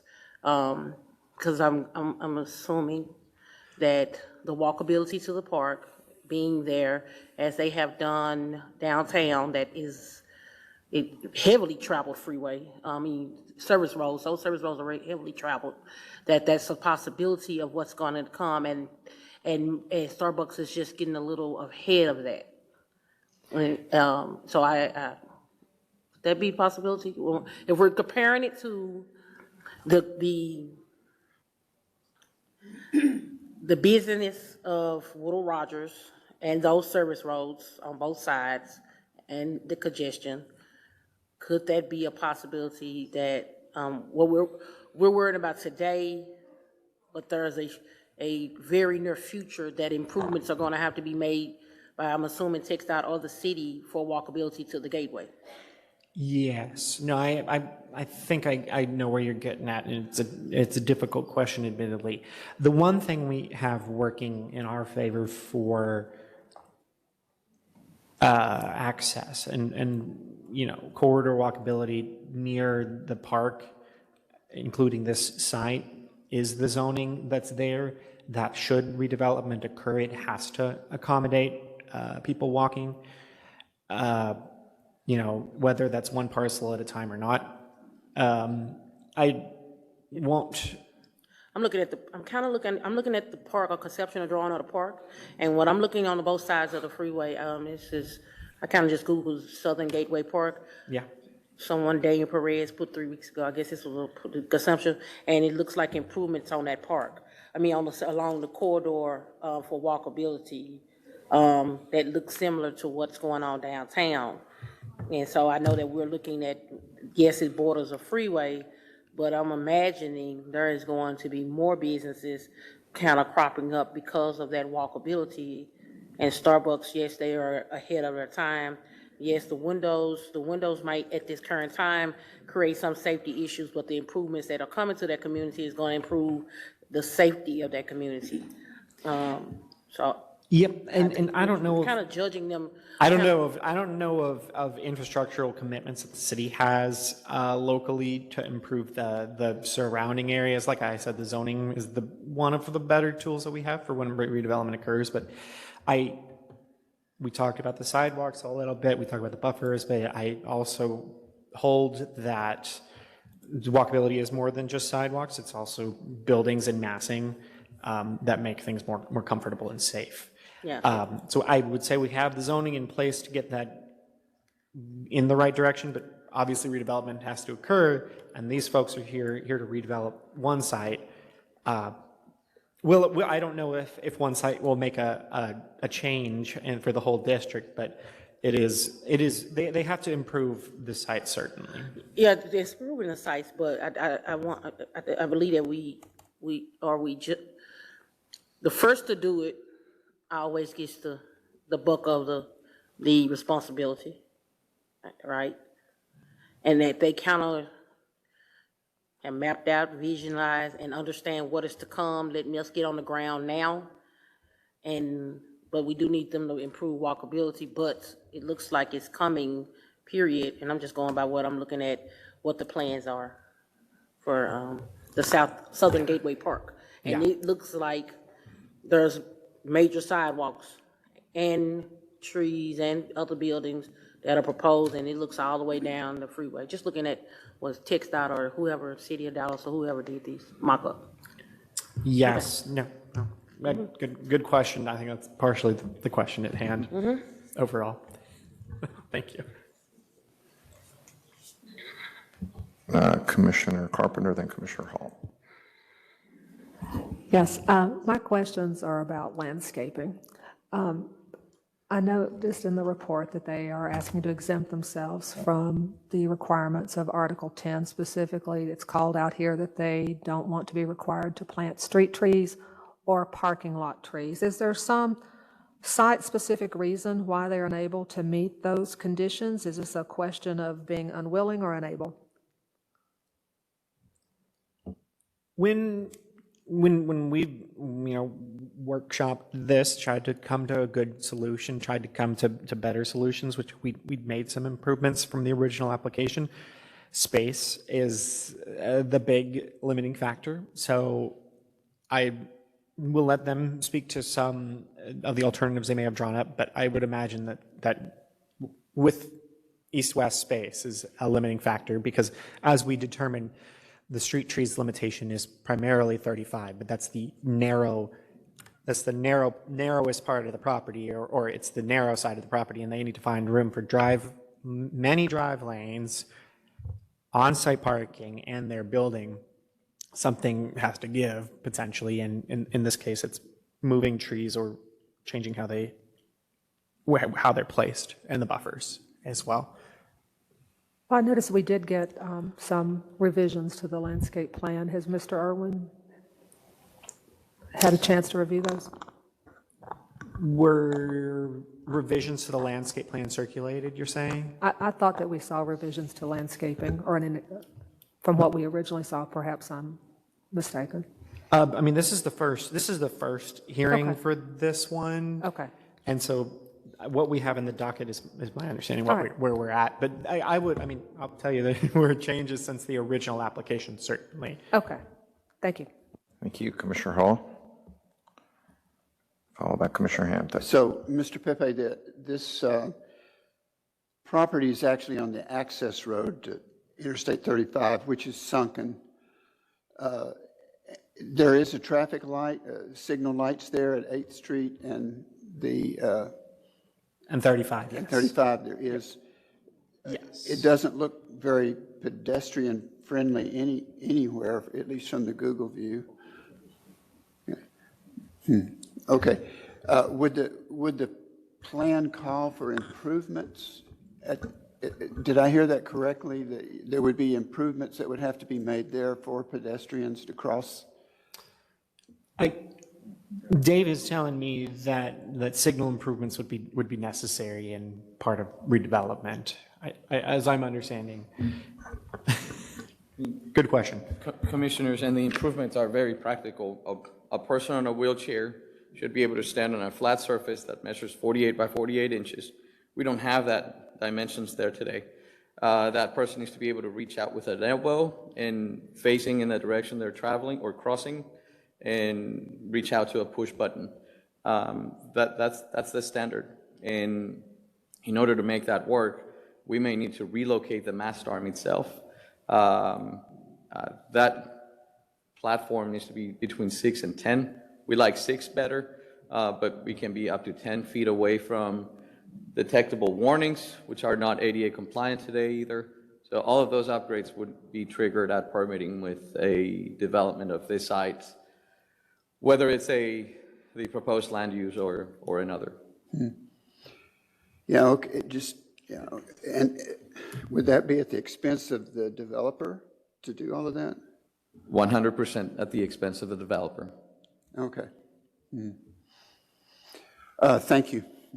Thank you, Commissioner Hampton. Thank you, Mr. Chair. I want to follow up on the questions on the sort of access component. I think we mentioned, and a couple of the commissioners have talked about the bridge, new bridge that's put in. I've gone to Google Maps because it's always a great resource. It looks like that new crossway is about 12 feet wide. I mean, it looks like it's at least the width of a lane of traffic, if not greater. Where, just to, before you go on, new where you're crossing 35. Crossing the 35, new, correct. The new Texas new Bridge. Texas Bridge. Because I think one of the things we're talking about, okay, there's much larger plans for the Southern Gateway, you know, how this integrates in a larger redevelopment pattern for both communities that are straddling I-35. And so I think we're focused on, okay, how does the current access road work? How would this project relate to that? What is coming on the west side of 35? But then how does it play into the larger kind of thought? And I think what I've heard staff say is that one of your concerns is that it's removing the walkable mixed use, which are typically more urban, but again, we're trying to develop pedestrian opportunities, safety, contribute overall to the development of the area. Is that correct? Yes. And I so, think that the zoning is an asset to the future of the area as it stands. So some of those improvements are starting to be layered on. Not that certainly it's all concrete now, that can be approved, but I think we've seen other areas where we've had these types of redevelopment where they've layered in additional, whether it's, you know, tree planters, shade devices via canopies, other things that also contribute to it. So maybe there's a balance in here somewhere that while looking at it more holistically, you know, it is a frontage. Today, maybe it's not quite there, but not just removing some of these standards. Is that anything that was reviewed with the applicant?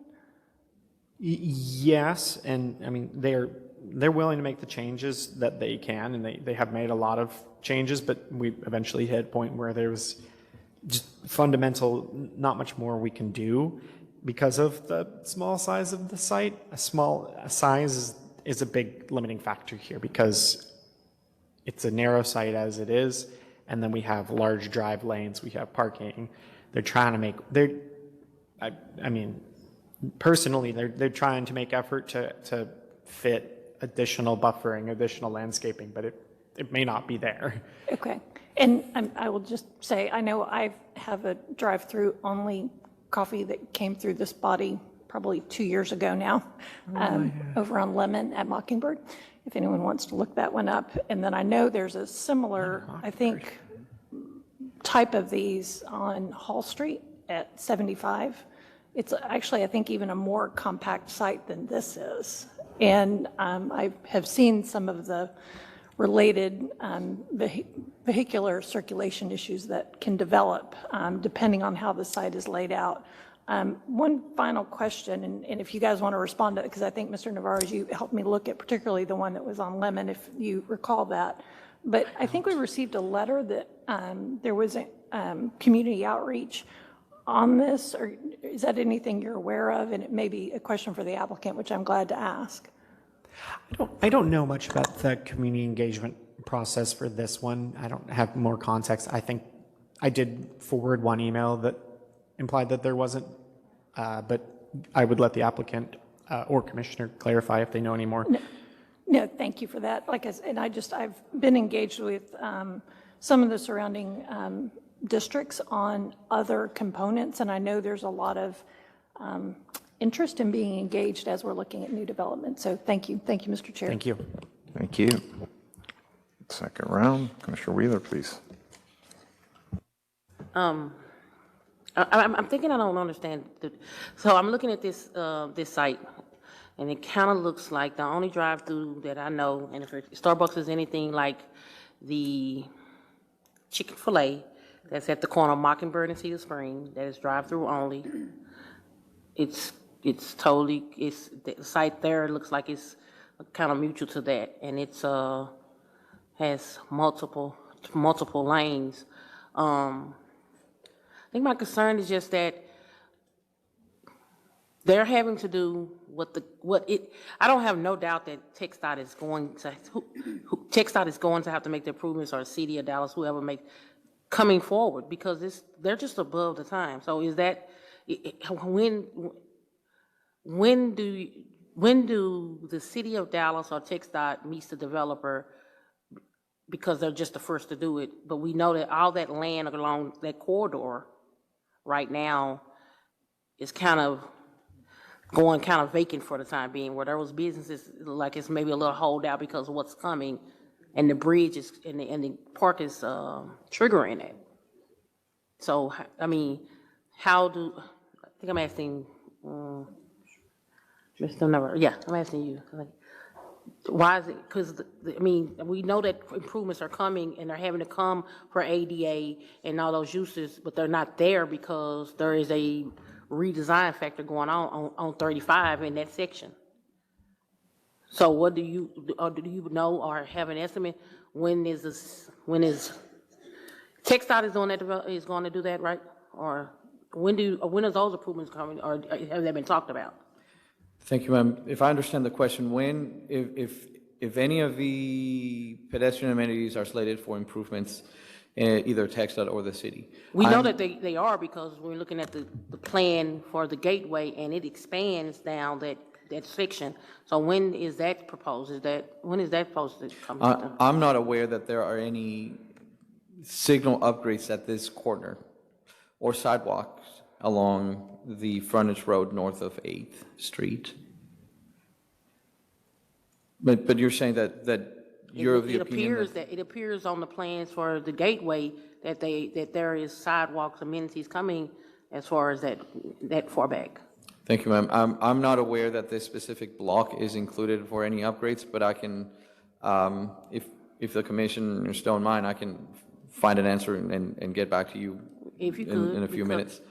Because a lot of time when they do that floating, it's kind of what we've seen is sometimes it's there, but a lot of time on where there's improvements, they put that there temporary until they start adding those amenities in. Yeah. The floating lights. Float lights. I know, like across, we have them right now in South Dallas, but that's because TxDOT is still doing work along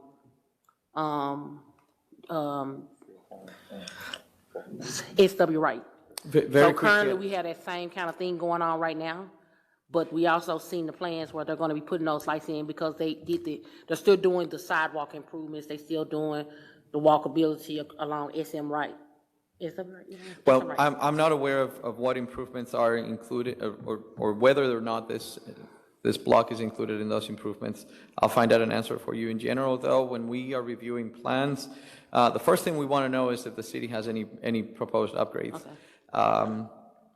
One great news that came out of the city recently is that there's a consolidation of the Transportation and Public Works Department. That's a great news to us in our division, because we collaborate with both, and when one department is going out there to install sidewalks, and then the other department is going out there installing ramps, and then I'm following city standards and asking a developer to do something else based on those standards, developers very often come back to us saying, why am I asking to construct a wider sidewalk when the city didn't? And so I think if I may, just a parenthetical, that's great news for the city because it's a unified force. Development services input. Yes, but specifically here, if the city has improvements slated for this specific location, then that's the first thing we would look at when we're reviewing their plans. We would not ask a developer to do upgrades if the city already has plans for, or TxDOT has plans to make the improvements. Now, however, we do want to make sure that the site is ready for pedestrians when it opens.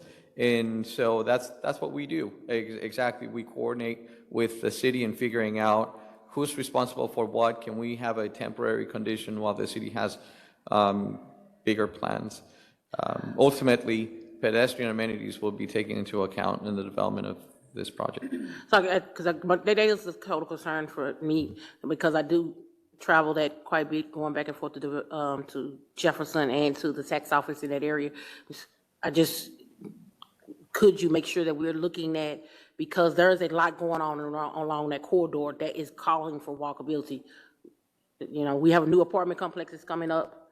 A lot of things is happening. It's busy. It's very busy, and so putting the developer should make sure that what they have for code. Can we make sure that we're looking at the city? What is that proposal? Because something should be proposed. You have the children, you have the community, and you have a lot of.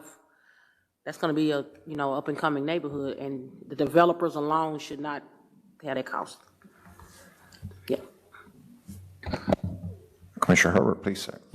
Quick question. Yes, Mr. Pepe, you're aware that the deck park that's being built at this location, the main frame of it was stitching back the neighborhood that 35 split apart? Yes, absolutely. Gotcha. So you're aware that there are neighbors on each side of this, a middle school on one side, a high school on another side, daycare, that all interchange with one another. I heard you mention pedestrians and students earlier. Were you made aware of those two things? Yes, I certainly can project and have anecdotally observed a lot of crossing of the highway here on foot, bike, whatever. Okay, thank you. Any other questions, commissioners, on this item? Okay. Commissioners, item number 14 is going to be held under advisement to August 8th. Item 15, also going to be held under advisement, but to August 22nd.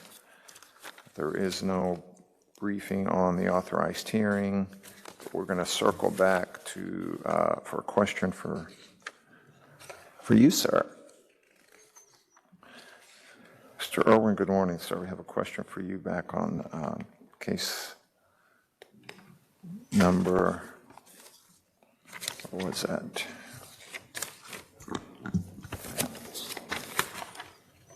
Mr. Chair, if I may, before Mr. Irwin, on the authorized hearing, can I just clarify that Sure. this is Council District 2, not Council District 2 and 6? Okay. Thank you. For that. Thank you. Commissioner Epler. Yes, thank you, Mr. Chair. There's just an Article 10 consideration relevant to this item that I'd like to make the other commissioners aware of. Mr. Irwin, what is the Article 10 applicability requiring a utility company to replant trees? Under the city ordinance, under the defenses to prosecution, or in 10.140, the expansion of a public utility is a defense to prosecution for the removal of trees for mitigation. So there is no Article 10 tree ordinance requirement for the removal of the trees for the expansion of the substation. So under that interpretation, this applicant is not required to replant the trees that they remove in order to expand the substation? They are not obligated by ordinance to replace those trees. Thank you very much. Thank you. Any other questions, commissioners? Okay. That concludes the briefing of the Dallas City Plan Commission. Commissioners, it is 11:24. Have a good lunch, and we'll see you back at 12:30 for the hearing.